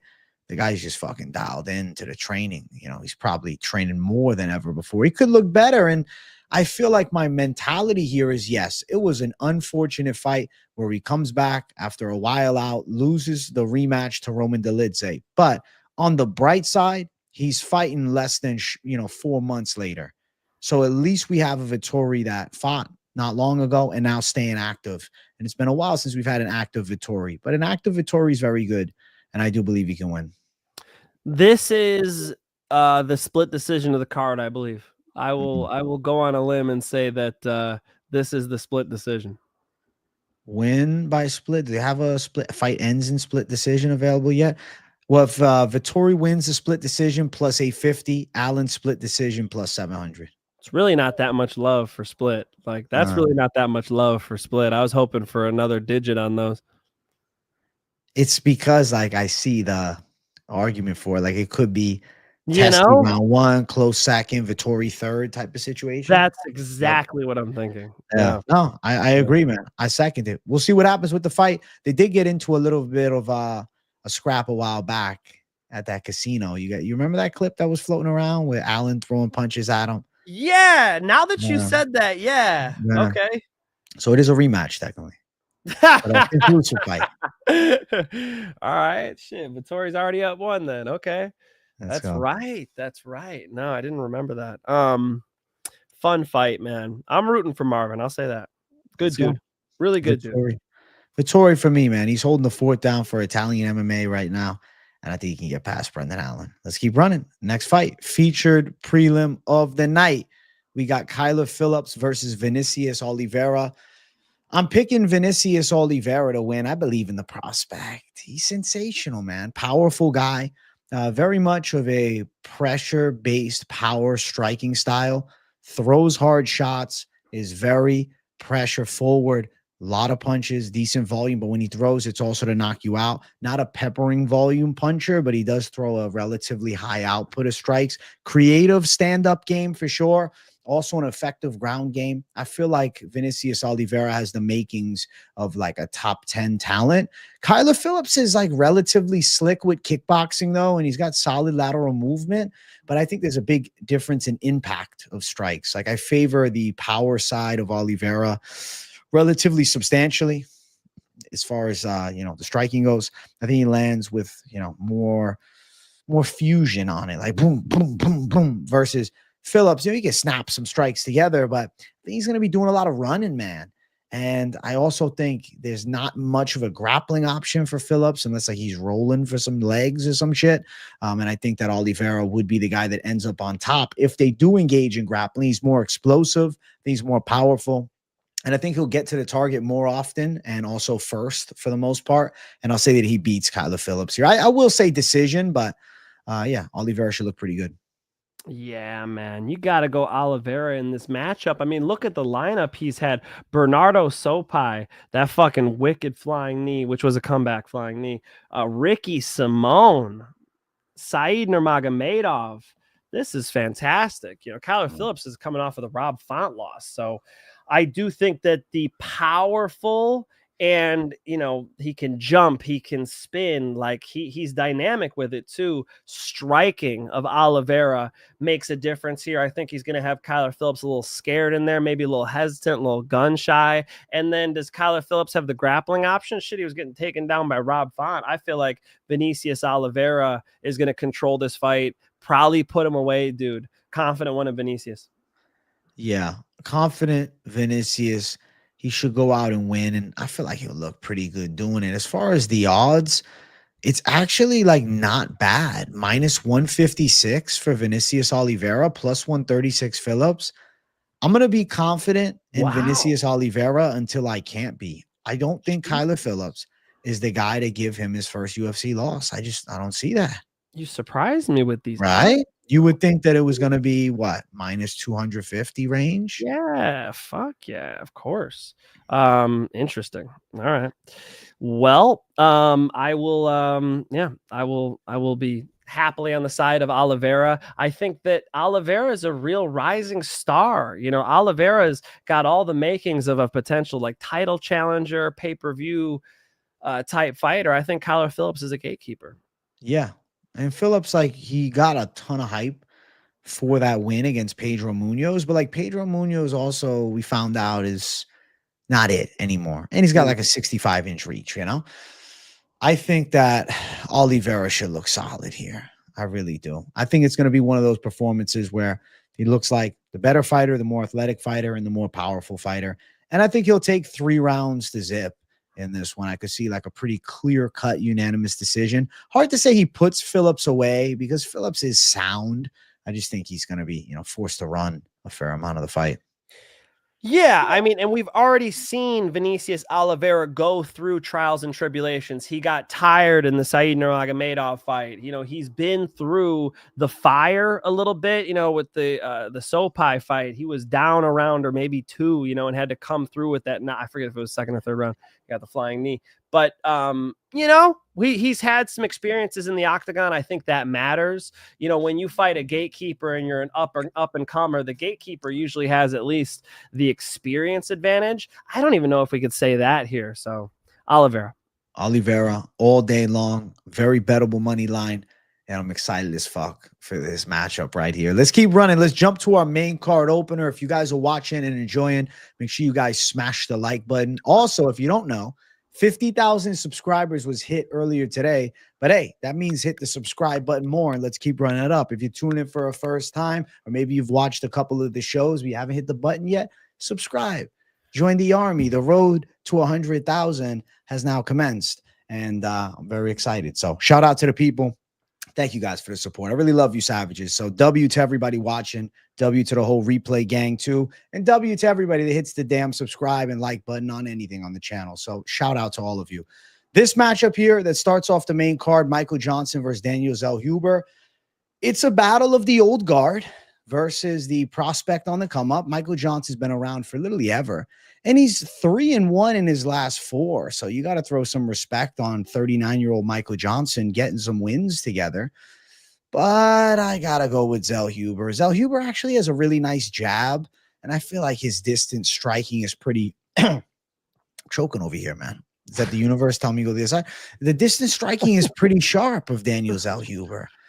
I like his ability to strike from range. I like his kicks. I feel like Michael Johnson, it's interesting being, you know, a southpaw here who does have good hand speed. And even though it's not like Johnson is getting knocked out on the reg, I could see Zellhuber catching that chin and putting Johnson away. And honestly, Zellhuber also does have some grappling skills. So if Johnson attempts to bring wrestling into the fight, there's a counter submission threat for Zellhuber for sure. I think Zellhuber will win this one. And I do think he could put out Michael Johnson, to be honest with you, man. What do you think, Finch? Michael Johnson's getting up there, man. And he's got a style that just, it doesn't tend to age well. First off, he's not at a weight class you know, it's no country for old men in that weight class. And you know, he's got a style where he's got to be explosive. He's got to be quick. Those things tend to go with age, as to where, you know, Zellhuber on his way up, he's shown us his striking. He's shown us his ability. I don't know if you guys saw him racing earlier this week. I totally want to go do that Vegas Speedway thing he was doing on Embedded. That looks fucking awesome. He's he's a young prospect, and this is a builder fight for him, just like they gave Bonfim Wonder Boy. That's the idea here, right? Here's a name, put a highlight reel on this name, and now you're going to be up in the mix. I think Zellhuber does get it done. AJ, I think his striking is very legit. I think Daniel Zellhuber is, you know, the golden boy, 26 years old.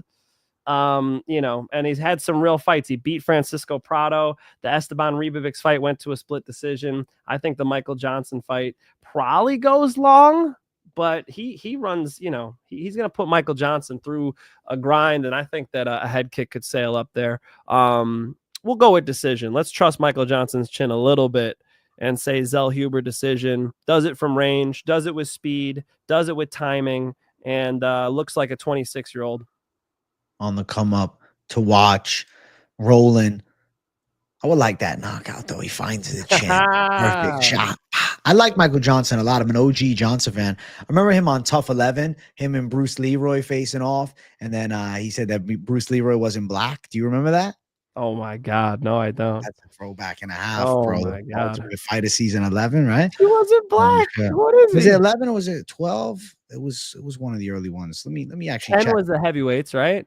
And 11 was that Tito? It was originally Tito and Chuck, and then it was Chuck and Liddell, yeah. And Ortiz was 11. Was it 12? 12 was GSP Koscheck. Yeah, tough 12. Yeah, that's a throwback, huh? Crazy. Wow. Holy shit. Love the it. Ultimate Fighter was so much better though back then. Like it seemed like such a big deal back then. You get a chance to get in the UFC. Now there's so many avenues, right? So it doesn't have that same wow factor. Now it's the Contender Series that has the wow factor. Yeah, I would say so. And they're going to pack a lot of Contender Series fights coming up here too. Monzy Man with the 777. What's up, fellas? Been a minute, but good to catch y'all live. Let's go. Let's go, Monzy Man. Appreciate that 777. Thank you, Monzy Man. W to you. Glad to have you, buddy. Hell yeah. You know, Zellhuber's striking from range, I think, is going to be a factor, and his speed is good as well. We talk about this fight, though, and it feels like, you know, the odds are in the minus 200 range, but it's a minus 600 line for Daniel Zellhuber. He's a massive favorite. Michael Johnson sitting at plus 425, and then you got Zellhuber to win. Decision sits at plus 165, knockout plus 185. I think Zellhuber is going to get it done for certain. It's just a matter of, you know, how does he do it? Johnson only been knocked out 3 times. I think that Diego Ferreira fight, though, where he was flatlined. Josh Emmett fight where he was flatlined. Zellhuber could catch him with something nice, but to be fair, Zellhuber's not been Mr. Knockout either. He does have KOs outside of the UFC, but he's been winning decisions, and he's got that submission. But yeah, Zellhuber should definitely handle. I feel like the knockout would be like a testament to the improvement, and like, all right, Zellhuber's on the track now to make a bit of a run, but I don't know for sure with Zellhuber. Yeah, I mean, Ottoman Zaitar, Michael Johnson recently knocked out. That was last year, actually, December. You know, Diego Ferreira knocked him out in 2023. He generally goes long. Michael Johnson's been to decision plenty. So let's say it's a decision, but you know, I wouldn't chase the knockout to get better odds on this one. I wouldn't. Just the money line parlay really only here at 6-1. I doubt any of you guys throwing down on a 6-1 straight money line, but I do think, you know, maybe in a longer shot, then you can get a little extra heat. Zellhuber should get his hand raised. Let's go. I like it. I like the matchup. You know, Michael Johnson, how old? How old is Michael Johnson? 39. 39. Yeah. Yeah, it's over. Yeah, I think Daniel Zellhuber is just too new school. You know, this is not the bottom of the barrel. I mean, Daniel Zellhuber is a real prospect. He beat Prado. Like, Daniel Zellhuber is legit. I think he does it from range. I think he does it on the cards. Let's go. The pick for myself, for Finch, man, Daniel Zellhuber, for sure. Next fight, we got Dan Ige versus Patricio Pitbull. Listen, Mike Finch used to work with Bellator. Bellator introduced us, so we always give love to Bellator. But Mike Finch, I'm gonna let you break this thing down. Do you think Patricio can get it going in the UFC, or does 50K handle him? Shout out 50K Ige as well. I got Patricio Pitbull getting this thing done, and I know what you guys are saying, Mike. That's a biased take. Patricio's your boy. I mean, Patricio is my boy. Patricio's the fucking man. I swear I'm going to Brazil and training with him before it's all said and done. Like, he didn't have that much time left in his career. I gotta go. He gave me the invite. That would be what a cool little trip that would be, to go train with Patricio, make some content for y'all. Wouldn't that be fun? That'd be cool. I could do fucking Moneyline from Patricio's crib. He's like, yo, you could stay at the crib. Like, it was a real invite. So we'll see if we can make that happen.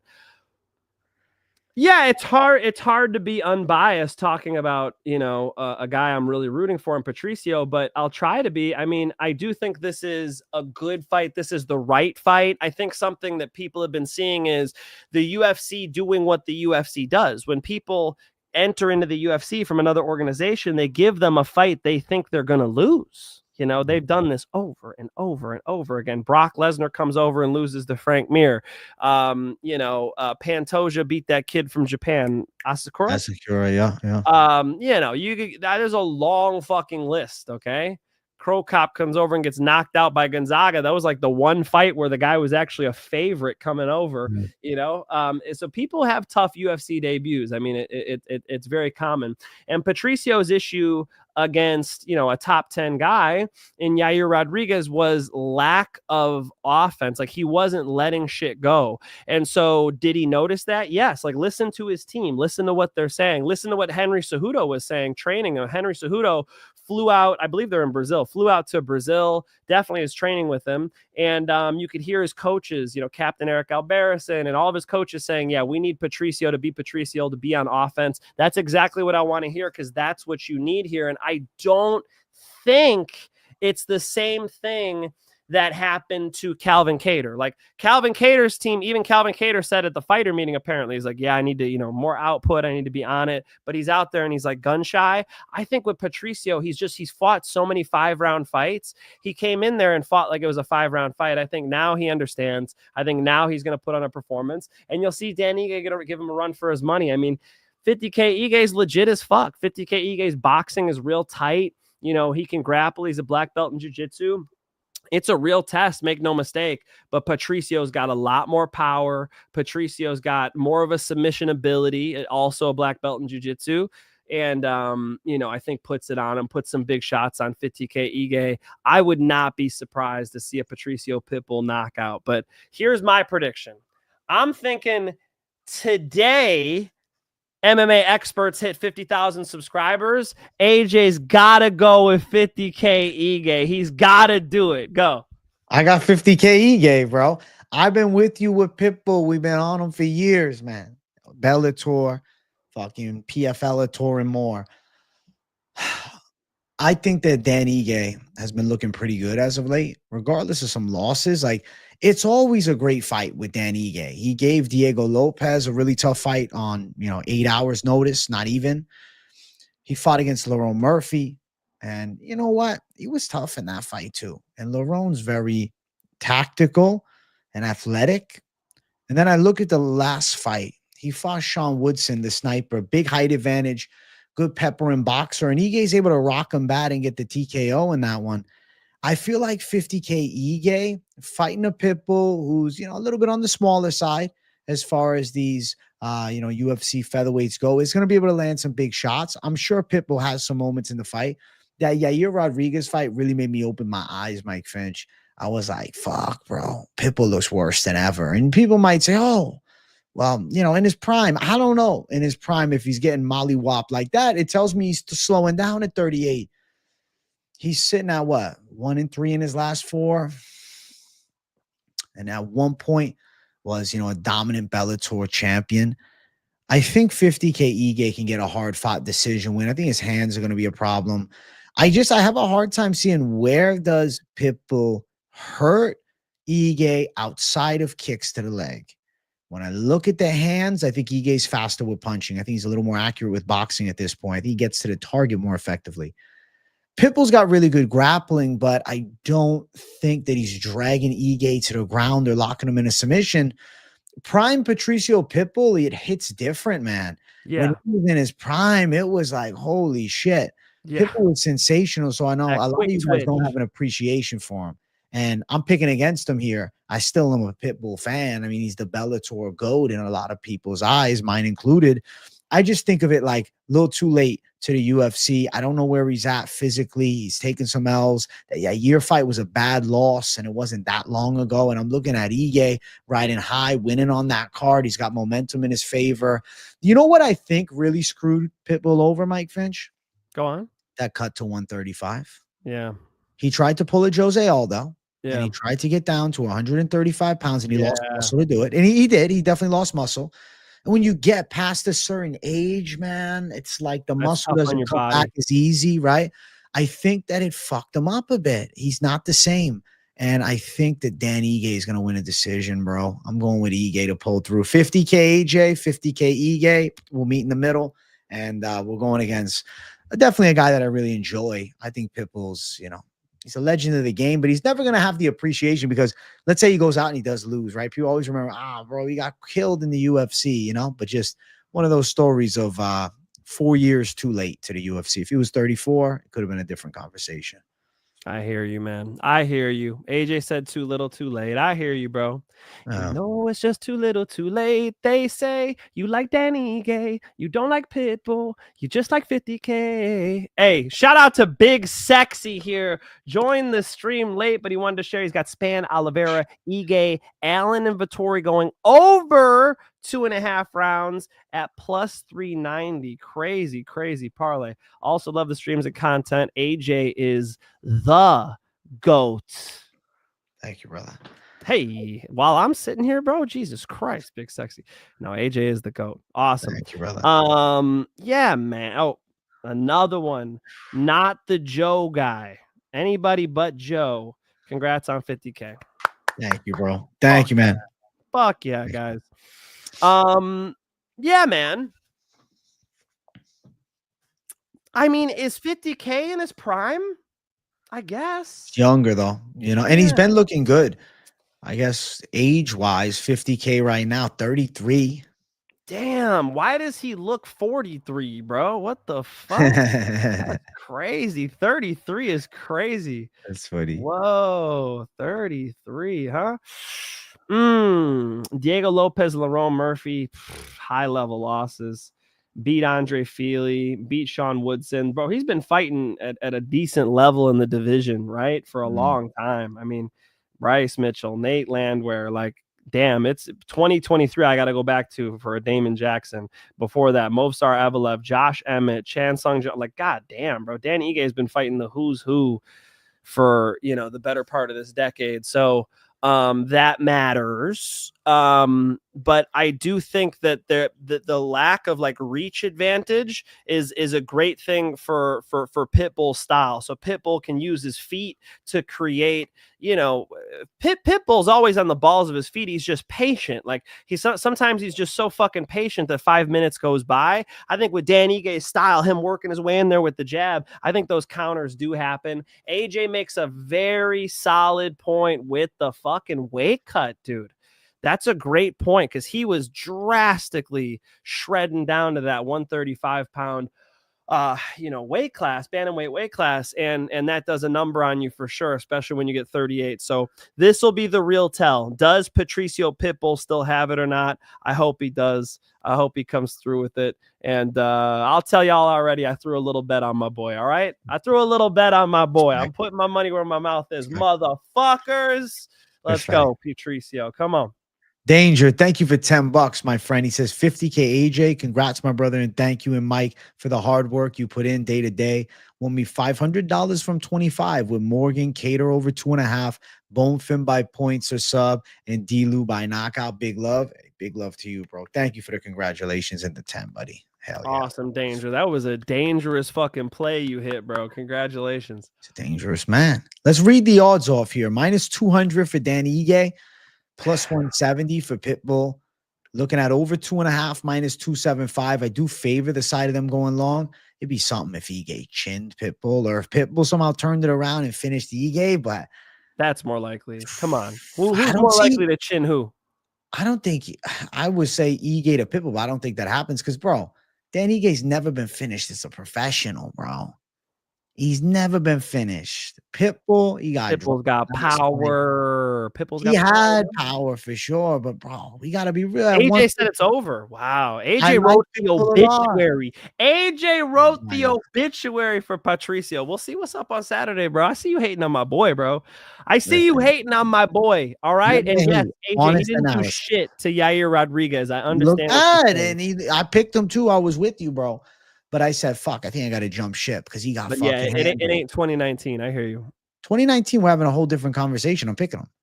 2019, Pitbull, I really believe he had elite skills, but every dog has their day, my friend. I don't think that's this Saturday for Patricio. Too late. No.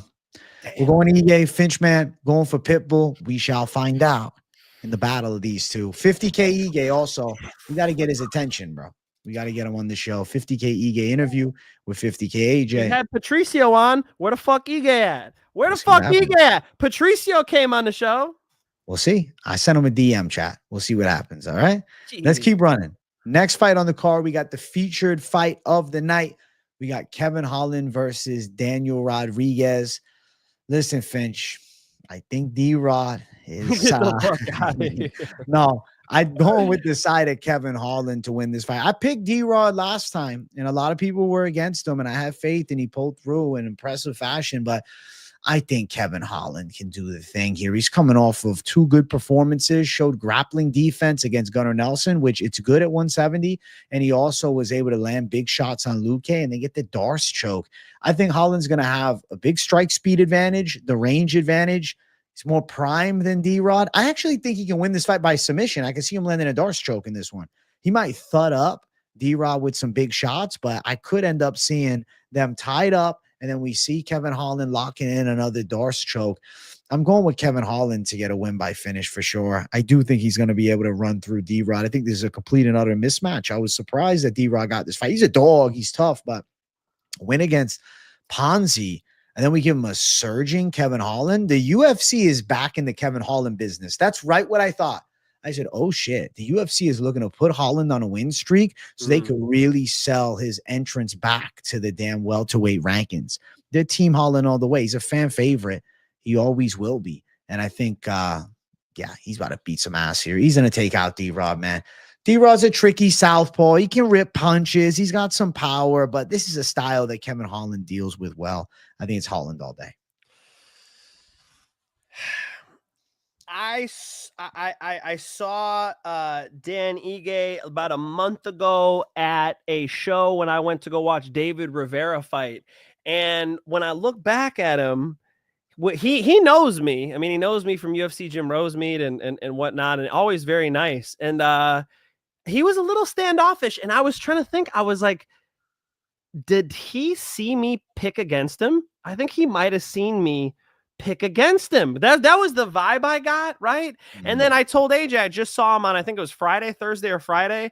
I was charging my Tesla, and I walked across to see if Little Caesars sold single slices of pizza, which apparently they don't. So I got Little Caesars. Now he's getting it. What the fuck? I got one of those little puff things, bro. Hold up. You want to go into Little Caesars right now? Yes. Okay. Little Caesars, when I was in high school, was the worst piece of shit cardboard pizza I've ever tasted in my life. I told you I was charging my Tesla. Nothing else is open. I'm like, fuck it. Let's see if Little Caesars can run some game. I get a pizza at Little Caesars. It was good. They improved over the years. They used to suck a lot worse. Big time, bro. And I got some of the red sauce on the side so I could dip the pizza, nice. you know, because you know me, I got to get the red sauce. And the red sauce is still trash, but god damn, the pizza was a lot better. The sauce is trash though, but yeah, I agree. The pizza's better. That red sauce. Yeah. What the fuck? So no, I got one of those little pepperoni puffs. Anyway, I don't know. I was thinking maybe this Little Caesars is bomb. So I'm charging my Tesla. I'm like, fuck it, I'm running the Little Caesars again. It's right next to classic Muay Thai, right next to classic MMA. So Classic, which I've been telling AJ off airs, is up and coming gym. Watch out for their pros. They got a lot of 2-0, 3-0, 4-0 pros over there. Well, here D-Rod is over there working out. So I'm watching through the window. It's wide open windows. You can just watch the spar. You can go in there and just camp out and film their spar. I shouldn't be saying this, right? But they got big ass windows. You can just see the whole shit going down in your car. I'm fucking smashing my pizza puffs watching. So my Tesla's done charging. D-Rod comes out. I say, what's up to him? Again, a little bit, I feel like he saw me pick against him and he's mad at me. I don't know. Maybe I'm paranoid. I'm doing it again. Even though he's the local guy and I see him when I fucking go get pizza. I gotta pick with my head, okay? And my head, not Connor's head, you know what I'm saying? My head is saying that Kevin Holland should get this thing done with speed, with just his ability to finish fights, man, whether it be submissions, whether it be an elbow to the face, whether it be punching off of his fucking back, whether it be on the feet making shit happen. I think Kevin Holland's just too fucking dangerous, too fucking fast. Kevin Holland finds a way to get this thing over with. I'm going to go knockout. Yeah, I think Kevin Holland wins. Knockout is sub. It's unfortunate, man. D-Rod and you on odd terms. Now, I hope it's not because of that. Maybe it's not that. I could be making all this up. It might Maybe be. he doesn't know who the fuck I am. He just seen me around the gym a few times. Yeah. Well, if not, hopefully none of these guys take it personal because it's analysis. Listen, we have to give it as it is. And we're not here trying to hurt feelings. We're here trying to tell truth. And you still have the fight to go out and prove us wrong. But at the end of the day, we're going to tell it as we see it. That's what I've always said. If you're getting offended by it, you misunderstand. If you were playing basketball and I was saying, hey, I'm picking the other team, how personally you take it. But because we change it and say, oh, well, it's a fight, people take it a little more personally and feel more emotional about it. And I get it. You don't want to I wouldn't want to get picked against. I get it. But it is what it is. It comes from a place of true analysis, man. I gotta just call it like I see it, man. And I mean he anyway, who knows what it is, but I can't be bullshitting you guys. No. So I think Kevin Holland's gonna put him away. I think so. I think Holland wins. D-Rod's a entertaining fighter. He's clearly trying real hard to have a career resurgence here. There's a reason why he's driving out to Classic Fight Team. I mean, they fucking, they're a really good up and coming gym there's a lot of good energy over there. Andre Feely's been going there. Giga Chikadze's been going there. Like they've been getting some real pros. UFC fighters to come in, and there's a reason for that. So I like what he's doing. I think he's doing the right things. I just think he's up against a blade in Kevin Holland. I think he's getting cut. Let's go. Let's look at the odds. -450 for Holland, +350 for D-Rod. If you like Holland inside distance, it's -155. The knockout for Holland is +195 and the sub +285. I'm with you, Finch, though. I do think it's Kevin Holland win by finish. I don't know why I'm seeing this Darce choke, man. I'm seeing him locking it in again. Okay. Somehow. That's not crazy, but the thing about a Darce choke is it usually happens when somebody shoots in. Yeah. Why would D-Rod shoot on him? If he's rocked, like that's what I'm thinking. I think it could be more of like a club and sub type thing. Okay. Like he gets stung, maybe he's shooting in, trying to clinch up or, dips low. But could end up just being an out striking. Kevin Holland lands some big shots and puts D-Rod away. I think it's a Kevin Holland W for sure. Confident in Kevin Holland. If it's a club and sub, I think guillotine's more likely. When you put the head down, pop, you throw the guillotine on. But I know what you mean. Kevin Holland got the Darce choke. We've seen it happen. Yeah. So Kevin Holland Darce is an interesting one too. Regardless, Kevin Holland. Kevin Holland, the call for Mike Finch, the call for myself. And let's keep running. Next fight, co-main event. We got Paulo Costa versus Roman Kopylov. Mike Finch, is it over for Paulo Costa? He hasn't beaten a guy on the UFC roster currently. Literally, no fighters that he has beaten are on the UFC roster right now. Jeez. He hasn't been active. He had the Sean Strickland loss. He's taken on a Roman Kopylov who's on a win streak, really clean striking. The Matador to Costa the Bull. How do you think this fight goes down, Mike Finch? Tell me. Bro, Jesus Christ, this has been a tough one for me because you could dunk on that was a huge dunk on Paulo Costa. That is a crazy stat. He went to a split decision with Sean Strickland, and that Rob Whittaker. I didn't think it was a split. He lost clearly. Bro, I'm talking facts over here. Can we live in on reality? paper, on paper. Can I say true things? Is that okay, AJ? Or now that you're at 50K, you're on another level now? What's going on, bro? Listen. Jesus Christ. I thought that head was big last week. Look at the size of that thing. It's a big head. That is a big ass head. I'm joking. Rob Whittaker. That fight was close. Early was close. Rob Whittaker was close. Has Rob Whittaker beat any active UFC fighters? You know what I'm saying? Come on, man. Paulo, give him his flowers. But I'm speaking truth too. I'm speaking facts too. He's got no wins against any active UFC fighter. Right, to be fair, to throw that at you. All right, we're both got our panties in a wad. Yeah. Paulo Costa, fuck it. I think he gets it done. I think he finds a way. Look, Roman Kopylov's got a nice jab, nice kicks. He's beaten strikers too. Like the reason why I initially was leaning Roman is because he was able to beat Cesar Almeida. He was able to beat Chris Curtis, right? He's beaten strikers back to back. This one is interesting because Paulo Costa has the jiu-jitsu black belt, has the ability with the clinching, and is just so much bigger and more powerful. The body kicks break. God damn, can he kick hard? Paulo Costa in a close fight over Roman Kopylov. He's got more ways to get it done. Roman Kopylov just like jabs and kicks all night. If he just jabs and kicks, he might find his way to it. But come on, Paulo Costa's got to get back on the fucking horse here, man. He's pretty good, AJ. He's pretty good, AJ. He belongs. I never said that. I never say he's not good. Never said he's not good. All right. But I think that he's been a letdown career-wise. I mean, Paulo Costa, like if you fucking watch the come up, he was the fucking man. Dropped Yoel Romero, and regardless of what people felt about that decision, I think it could have gone either way. It was close as fuck, and that was a different Paulo Costa. And then, like, Adesanya took everything from him, it felt like. Like, the Adesanya fight was one that it was like a loss against somebody he had intense beef with, and he got beaten so badly. It was like, it was hard for him to come back. He fought Adesanya, and then he comes back. He's scheduled to fight Vettori. They got to move it up to light heavyweight. He ends up losing to Marvin Vettori. Then the Luke Rockhold fight, he wins, but like it was a little too close for comfort. Like Rocco was fucking scrapping in round number 3. Yes, Costa definitely won, but there was moments for Luke, and it was an aging Luke. It was Luke's last UFC fight. That was 2022. And then obviously 2 fights in 2024, which is a good look for him. Hasn't fought in a little over a year. Is the Strickland split decision, which I did not feel was deserving of a split decision. Strickland beat him. The Rob Whittaker fight, he had good, early moment in that fight. Paulo Costa still, he fights elite comp, and he's still fun to watch. Like, I get the Costa pick, but I'm also just like, I don't fucking know with Costa. Momentum is the thing, and I feel he's got flat tires right now. And Kopylov, I'm looking on the other side, and I'm like, all right, he's really gotten good. I mean, 2 wins in a row, and the loss that he had is a polar opposite, right? It's not like a berserker. It's a, snake, right? The threat of the strangle, the submission ace, the tricky jiu-jitsu. It's a very different beast he's dealing with, Fluffy Hernandez. I'm looking at Costa, and I'm seeing him throwing big shots, but like Kopylov countering with nice straight shots. It's a tricky pick. Don't get it twisted. I'm not saying that Costa's got no shot. Costa, of course, is, when he's on one, a terrifying force and does have that physicality. But I question his motivations. I question where he's at for sure. I don't know, man.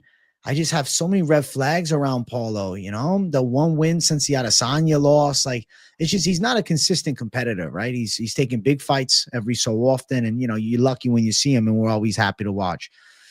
Kopylov is a sharp blade, man. He's a master of sport and hand-to-hand combat. Like, this dude's a Russian sniper, and I feel like Kopylov can take a decision in this fight. I'm going to go with him. Yeah, I mean, I've been on Kopylov, I've bet on Kopylov multiple times. Me and you have been on him multiple times on the way up, and we've been right about that. We picked him, against Almeida and whatnot. I mean, he's been, I picked him against Chris Curtis. I like Kopylov a lot, but, he's I think it's a close decision. I think it's another close decision. I think so. I think it is. I want Paulo Costa to win. Who's got a better social media than Paulo Costa? Paulo Costa's fucking hilarious. is. I mean, the nicest guy too. You know, I've been able to spend some time with him. We did the Liver King challenge where he ate a liver right next to Liver King, and it was fucking awesome. I mean, it was hilarious. You guys could go see my Liver King interview on my page. Don't go look up Liver King social media nowadays, right? I don't even really want to give him the airtime because the guy's really got an episode he's going through. He's got Mayhem Miller giving him advice. Mayhem Miller, who was found naked in a church, okay, is giving him advice like, hey, man, you need to get some sleep. Looks like you've been going through an episode. I like that term, episode. That's it. But Paulo Costa's great. I would really like to see him win here. I really would. I think they have a good fight, a competitive fight. I think Paulo Costa's advantages are he just throws harder kicks, hard shots. The clinch is a big one. Like, you know, he was doing work against Yoel Romero when he had him against the fence. If he could back this kid up and work, you know, it's definitely a good one. I see where you're coming from, Roman Kopylov. Would not be surprised to see a Roman Kopylov decision. I do not think this is a bettable fight. Nah, I wouldn't throw down with Kopylov. I'd sit, I'd watch, and I'd enjoy the fuck out of it. And we'll find out if Costa can get a win and turn things around. Because if he does, it's always big fights with Paulo Costa. Like he's a big name in the weight class. And if he goes out there and, you know, wins in impressive fashion, you know, the world is his fucking oyster again. I just don't know. I don't know. I'm thinking about something, though. The betting lines for the fight are very wide. They favor minus 225 for Roman Kopylov to plus 190 for Paulo Costa. So Costa, a fair-sized dog in this one. And I think it's because of the sharp, accurate strikes that Kopylov tends to land. And the fact that I'd say he's efficient with defensive grappling and all. I feel like we're going to see Costa lose a close one. But I'm sure that Costa has a couple moments, obviously terrifying kicks. But it's like, he's never had one-punch power, you know? That's the thing about Costa. Big, scary Brazilian. But he was more of like an accumulation of big shots. But never had that true touch of death one-punch shot. And I think Kopylov's going to be slick and hard to hit. I see him landing more. I see Costa landing too, but I'll pick Kopylov in the cards. I do think we're going distance between the big boys. Yeah, I think so. Intelligent breakdown. I mean, the best thing that Kopylov could do is just pick away at him, pick it away at him, pick away at him, kick the calf, jab his nose, you know? As to where I said Kopylov, right? Because Costa's going to want to put a fucking shin through his liver, you know? So cool fight. They do Costa like this all the time. The one fight they gave Costa was Luke Rockhold, and he won. But you know, like damn, bro, they treat Costa with he's got a murderer's row. I mean, you know, look, Sean Strickland, Rob Whitaker, Marvin Vettori, Izzy, like those have been besides Luke Rockhold, that's been all of the fights. You know, I mean, on the way up, he got some good ones. He got, you know, Johnny Hendricks, Uriah Hall, Yoel Romero. I think those were better matchups for him. Roman Kopylov's a tough one. Yeah, I think he could get it done. I'm going to stay on him, but you've got me concerned, and I've been concerned, and I'm flip-flopping on this one. I'll see what they look like at weigh-ins. You know, one other thing, it's a very tough weight cut for Paulo Costa. I could see Paulo Costa at light heavyweight doing work. I could see him at heavyweight doing work. He's a big fucking boy, and those other divisions seem more open than 185. 185 is murderer's row right now, man. I mean, you got, you know, Caio Barallo, you got Hamzat, you got, you know, Duplessis, you got Whitaker, you've got a lot of killers up there, man. You know, Imavov just knocked out Izzy. It's a tough weight class. I feel like if Costa doesn't get this thing done, he could do more work at 205. Costa at 205, hypothetical. First, Ming Yang Zhang. Who you picking? That's number 14. Yeah, but that's come on, bro. Ming, but like Ming's talented, bro. Okay. Stop. All right. Okay. All right. He gonna make me do this. We're doing Alonzo Menafield. Yeah, I think he might be able to beat Alonzo Menafield. You think so? I think it'd be a fight. That's a fight. But Menafield's big though. Like Jan Blachowicz. I think he could maybe beat a Jan at this point. Jamal Hill. No way. Jan's beating him for sure. Jan's 50 years old, bro. 50 and on. He gave Olberg a good fight, and I think Olberg knocks Costa out. I think Costa and Jamal Hill's a good one. Who you got? That might be the fight to make, to be honest with you. Shit. If he wins this one, wants to go up, I'll fucking watch that Jamal one. Hill's 6, bro. Rakic is 7. Rakic You know what I'm beat. saying? There's fights for him, bro. I'm looking at the bottom half. How does he do with Johnny Walker? That'd be a crazy one. That's a Costa, good Johnny fight. Walker. I Right. like that fight. No, light heavyweight could be cool. It's not a bad idea. If he wins this one, even if the weight cut's tough, maybe just like decide to move up in weight and try something new.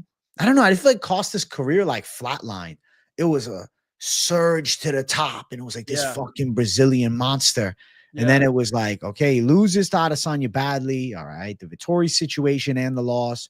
Beats Luke Rockhold. Okay, then Rob Whittaker beats him, and then Strickland beats. Like, all right, it's been kind of flat, man. It's been So I don't know if maybe Costa needs like a kick in the ass. We'll see what happens. If he wins this one, I think maybe move up. If he loses, maybe move up too. But there'll be a lot more hype on it if he was able to win and then move up and try to resurge his career and make some type of a run. But there's some big hitters at 205 though, bro. Because the way Paulo Costa's a big hitter with the way you powerful, like there's a difference between knockout power and like a thump. He's got just follow through on his shots. When he kicks you, bro, when he kicked Marvin Vettori in that first round, I was like, oh my God, Marvin Vettori's tough as fuck though, and just grit it out. I'm a Paulo Costa fan, man. I'd like to see him have some success. That'd be good.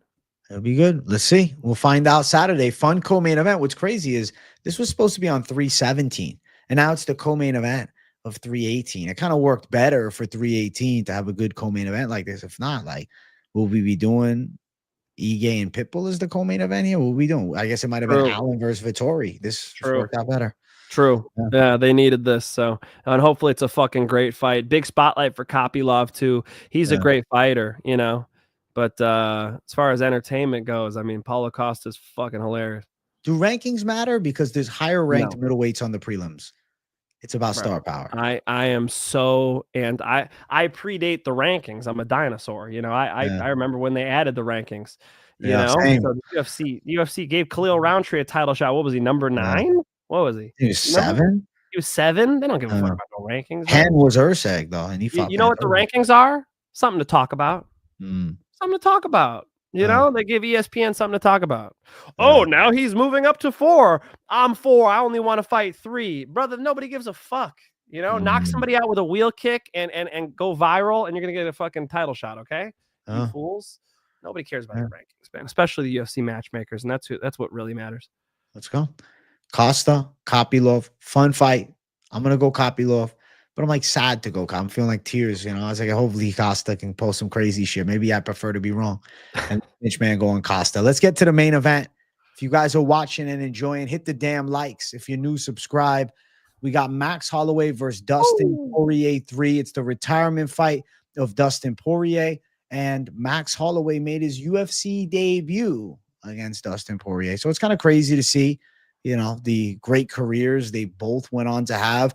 I remember Poirier's UFC debut because it was against Josh Grisby, who was supposed to be fighting against Jose Aldo. And the reason it stood out to me is Josh Grisby was like a friend of my dad's. Like he knew him from Boston. He was a, Northeast guy, and he was supposed to fight Aldo. And then Poirier fights him and beats his ass for 3 rounds. And that was the start of the Poirier story. He had a great career, as did Max. Now it's for the BMF belt. 3rd time they do it. Poirier's beaten him twice. But damn, I'll tell you, Max Holloway's gotten better since that rematch. Yeah. I went back and I'm watching and I'm like, yo, Holloway's gotten a lot sharper. He's put on muscle. He seems to just be at a different level now. And obviously, I'm sure Poirier's made some improvements, but he doesn't look as fast as he did back in, I believe, 2019. The rematch took place. And Poirier, definitely dangerous with his punching power, southpaw power hitter. And he rips solid combinations. But the thing is, man, at 155, especially a proper 55-pound Max Holloway, not of Max Holloway dropping back down to featherweight. The Topuria fight, yes, it was a chance for a belt. It was a mistake to go down in weight because he had just fucking beat Gaethje in violent fashion to become the BMF champ. Now he's defending the BMF belt against a former foe in Poirier. And I think Max Holloway can win. I think he can finally get this against Dustin Poirier because it's not of that Max couldn't land punches on Dustin in their, initial first or second fight, especially let's talk the second fight because it was at 155. It was the fact that Poirier every time would land harder. I think Max Holloway punches more effectively than then. I think he hits with more thud than then. His power has gone up, and I think that is definitely a testament to the strength and conditioning of becoming a proper lightweight. I feel like Poirier is a little slower than he was back then, and I think with the slight speed advantage for Holloway, I see him landing better shots. With him filling in with muscle, I see less of a substantial impact that every punch Poirier lands is like rocking Max. Like, you remember that last fight. Every shot, it's like Max is fucking off balance and shit. I don't see that happening again. I don't think Poirier bullies him again like that. I don't think he big brothers him for a third time. I think Max Holloway wins in a war this time out. And I think with the last 10 seconds of the fight, they're going to point down, and I think it's going to be a legendary slugfest. I'm going with Max Holloway by decision to beat Poirier in a damn close fight. I'm going with the Diamond. I rewatched their last fight, and you hit the nail on the head. I mean, Poirier had his shit rocked in the first round. Poirier's just got more thud when he hits dudes. Max Holloway, pop, pop, pop, volume, footwork. He's always putting the volume on you. But Poirier filled in the lightweight better. I mean, I agree with what you're saying, that we've seen him put a little bit of muscle on. I agree. I see it too. But Poirier's had it on him. He's used to having it. Max Holloway, featherweight. One fight at lightweight against Gaethje, right back down to featherweight to get knocked out by Ilia Topuria. And he's coming off of that knockout loss. Now, as far as Dustin Poirier is concerned, had this vicious performance against Benoit Saint-Denis where he fucked him up on the feet, then gets into an incredible fight with Islam Makhachev. I mean, an incredible fight. Max Holloway wasn't doing shit to Poirier, as to where, you know, Diamond was smacking Islam up, had him hurt. Was he? Oh, what I disagree with that. You I know a lot of people have that take. A lot of people have that take that Poirier was so competitive. I think it was a good fight, but I think Makhachev outstruck him. He beat him where he was best with the staph infection. Whoa, that's a hot take for me. Cracked on the feet. Makhachev was getting desperate. He needed a takedown. He got the takedown that he needed. That whip, that single leg whip he did is so beautiful. But no, he was having huge trouble. He was trying to take him down on the fence, getting elbowed in the head. I mean, there was a lot of issues there for him, man. That was a great fight. That was Islam in deep waters. Like, we haven't really seen Islam in deep waters like that. So that was a real test for him. I really got to push back on you there. However, okay, so this is what I just watched. I just watched Poirier and Holloway 2 again. And it was interesting to see, you know, the impact difference between the strikes. And although Max put a little more muscle on, I think that just tends to lend towards the takedown defense, which, if you guys remember, and I didn't, rewatching the fight, Mike Brown in between rounds every time was like, Poirier, take him down, get a takedown. I think they'll abandon that. Here. You know, he might jump a fucking ghillie because that's what he does. But I do think that they're just going to get out there and put pressure on Max and box with him, because it worked last time. It's an incredible fight. You know, it's such a cool matchup and such exciting styles that you just can't go wrong with this main event. They're fighting for the BMF belt. It's the retirement fight for Poirier. I got this shirt on because it's in Poirier's style, and so I'm picking Poirier. I do think he goes 3-0 against one of the Hall of Fame greats, Max Holloway. Now, I have to ask you this. What do you think about the final dance for Dustin Poirier? You know, they do say it's a bad thing, but in this case, it's a special card essentially dedicated to Poirier fighting in Louisiana. So you think that gives him an extra motivation to perform hard one last time? He don't need no fucking extra motivation. When does he not perform hard? He's 36 years old. Poirier's in his fucking prime. Poirier's not old. You know, he's got miles on the vehicle. Okay. But he's not old, man. He's 36 years old. So most people, their last dance, yeah, the motherfucker's 40. Of course he's going to have a problem. No, this guy's in his prime. He's retiring early. He's not even really retiring. If McGregor's like, I need to fight Poirier, do the trilogy, you know, he would kind of come out of retirement and take that fight, right? So I don't even believe it. I don't even believe this is no. No. So if he goes out and beats Max Holloway, wouldn't you call out Ilia Topuria? It'd be like a perfect call out with the BMF belt on his shoulder. Yo, Ilia, come get it. That would sell. I think it seems like a legit retirement to me. They're saying it's his farewell. Well, I love the promos they've cut for him. The countdown show. You guys should all go check it out after you see my 5 most confident picks show. After this, I went 5 for 5 last week. We're gonna fucking do it again. I really liked the way they're trying to send him out and the storytelling in that countdown show. It was really cool. Listen, this is what I see. I see a volume featherweight against a featherweight who really truly became a lightweight, who hits harder, who does a great job punching with you. Like a lot of counter punchers will move and then counter, right? They move and then they counter. Okay. What Dustin Poirier does is as you're punching, he's punching with you. So the volume of Max Holloway ends up working against Max Holloway as they exchange. I think it does it for a third time here. I got Dustin Poirier. Wow, Poirier 3-0 over Max. He's getting 3-0 by Volk and Poirier now. Holy shit. That's rough.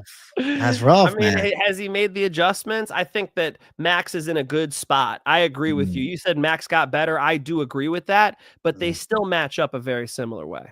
That's fair. The matchup makes all of it. I guess I look at the Topuria fight and I was like, yo, Max was landing. But yeah, of course, Topuria starched them bad. But I feel like that fucking big mistake was cutting down. Like against Gaethje, we got like a Max Holloway 3.0. It looked like the best version of Max Holloway I had ever seen. It looked like a Max Holloway that could actually give Poirier a true run for his money and win the fight this time. That's why I was obviously sitting on this fight. It's not like it was like the easiest pick ever. I think Max is going to find a way with obviously the risk of retirement mentality, you know, is a factor I carry into the call. But then when I think about Poirier's fights, it's like, I don't know. I think there's a slowdown just a bit, just enough that Max can land cleaner. And I think that he's going to be fucking vengeful, hoping not to go 3-0 against another guy on the fucking roster. I feel like he gets a 49 or 48, 47. Like, I feel like this is going to be crazy close. And I think at the end, they brawl in the center. And, you know, it's one of those fights that I think it could live up to it. Like, this could be a fucking war that lives up to the hype of what is, you know, pre-fight. And this would be kind of the perfect send-off for Poirier, regardless of the outcome. I think the perfect send-off, though, is Poirier losing a close decision to Max. Lost his debut to him, and you send him out of the UFC with an L to you in his last dance. Yes, we are live, Aiden, and now you're on the fucking show. Thanks for catching us live at work. Let's go. It's a great fight. It's the right fight. It makes sense. And, you know, there's no way you can match these two up and not have a fun one. So, you know, the UFC's, that's why they're doing it, man. That's why they're the UFC. They make great matchups. I think that it's probably going long, but the finish risk clearly is on Poirier. Like, Poirier's got, you know, a thud to his shots, man. He could TKO somebody. He could TKO Max Holloway. That's a real threat. Holloway's shown durability. I mean, you know, you could see him get put out by Topuria and think otherwise, but bro, ask Charles Oliveira about Topuria's power. Like, Topuria is different, you know? DC's different. That's Dave Chappelle. Topuria is different. I think that Topuria is just special, and I think Max Holloway will show some durability and make it long. So I'll take that 48-47 Poirier decision. Minus 135 for Max Holloway as a favorite here. Open this a slight dog. Dustin Poirier at plus 115. Close money. Yeah, I had a Close feeling. money? That's funny because I actually never looked at the odds on this one. Yeah, man. You got the dog. Plus 115, Dustin Poirier. Hey, shit. Damn, he beats him 2 times and he's still the dog. Right? What the fuck does he got to do, Vegas? What does he got to do? I think it's the Max Holloway Gaethje performance. At lightweight, he looked fucking insane. And that stood out to me. I guess I'm seeing something in Max, man. See him landing some good straights. Like, I feel like Poirier's punches will have less of an impact on him this time than they have before. Huh? Why? I think Max is better than before defensively. I think he's in way better shape. He was skinny fat when he was at lightweight bro. before. He Now was he's jacked. fat. Like he's a lot better, you know? Yeah. He was skinny fat. I do see the physicality difference you're talking about, but it's reality that he only fought once at lightweight. Only one time. As to where Poirier's been at lightweight. Poirier is a lightweight now. I know they both fought at featherweight in their first fight, you know, but Poirier really grew into lightweight. Max just fought at featherweight his last fight, you know, and the fight before Gaethje, he was just at featherweight. So, you know, we'll see. I'm interested to see what they look like at weigh-ins facing off. I mean, but I don't see myself getting swayed on this one. I think that the way their styles match up, Max Holloway's volume actually costs him against Poirier. Poirier is that good at punching with you, and I think that gets him a W again. All right. Finchman going for Poirier. I'm going for Holloway. We got a badass main event take from both of us. And I do want to jump to everybody's favorite section, my friend. You know what we got to do, Mike Finch? I do. We got to parlay it up. Let's Parlay get it. All the competition that try to compete, stand back, watch the bomb drop. Parlay time.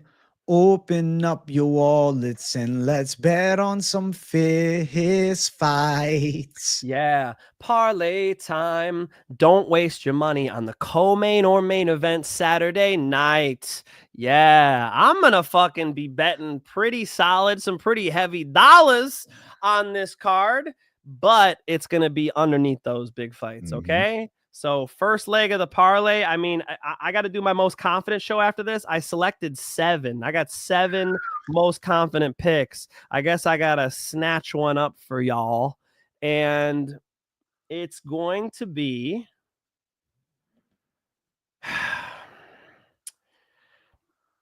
It's going to be Kevin Holland over Daniel Rodriguez. Daniel, don't kill me next time you see D-Rod. Please don't swing on me next time you see me. I'm sorry. I'm sorry, D-Rod. Kevin Holland's the first leg of the parlay. All right. Kevin Holland, first leg of the parlay. What am I going to do? Stroking the beard. The wheels are turning up there, folks. You see the wheels turning? He's cooking. He's Over cooking. 2.5. Dan Ige. Patricio Pitbull. Oh, I'm gonna put that in there. Interesting. Yeah. Patricio got no more power, no more. You know, with the old guys, the last thing that goes is power, homie. I think Ige's chin, bro. Ige's chin is solid. Minus 150 for the safe but boring call.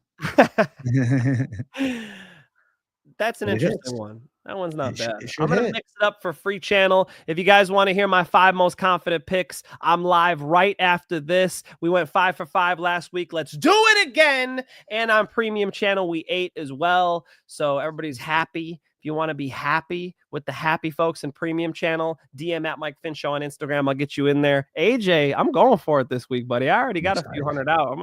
Got a few more coming. Let's go. Listen, I'm going to watch your most confident picks per usual. I'm excited what you got. It's a pay-per-view. You got a special 7 on the show, so it's going to be a big one. I'm looking forward to the Finchman going live. I got his channel linked up in the live chat. You guys definitely should check it out. He'll be, he'll be going live about right after this, but I'm probably going to banter with him for at least 5 minutes. You know what I'm saying? Per usual, man. But definitely check out the Finchman. Hit the sub for the boy. Thank you guys for 50,000. Means the fucking world to me. And some people say, hey, Jay, don't go big time on us at 50K. Don't let it get to your head. Listen, I'm keeping it per usual. I will be live tomorrow afternoon around 1 p.m. Eastern time for the lunchtime live. You guys can chop it up with me. All right? So tune in tomorrow afternoon. Make sure you subscribe. Make sure your post notifications are on. And make sure you hit the damn like button for the money line. Show us some love. And make sure you watch the Finchman show too, bro. Any final words? Final words are, it's all love, everybody. Hope you guys are going to enjoy this awesome fight card. I think, although there weren't bangers as far as like a fat card of names underneath it, like you were saying, like if that wasn't the co-main event, what would be? I feel like these matchups will deliver. We had a pretty fire matchups last week too. Like same thing, not name value, but they're matchmaking great. I feel like a lot of these fights are going to be hot. So I'm excited for it, man. I'm excited to see Poirier's retirement fight, and I'm dressed for the occasion. So I'll see y'all in a few minutes. Hey, peace, my people. We love you. See you all later. Bye-bye. Good night.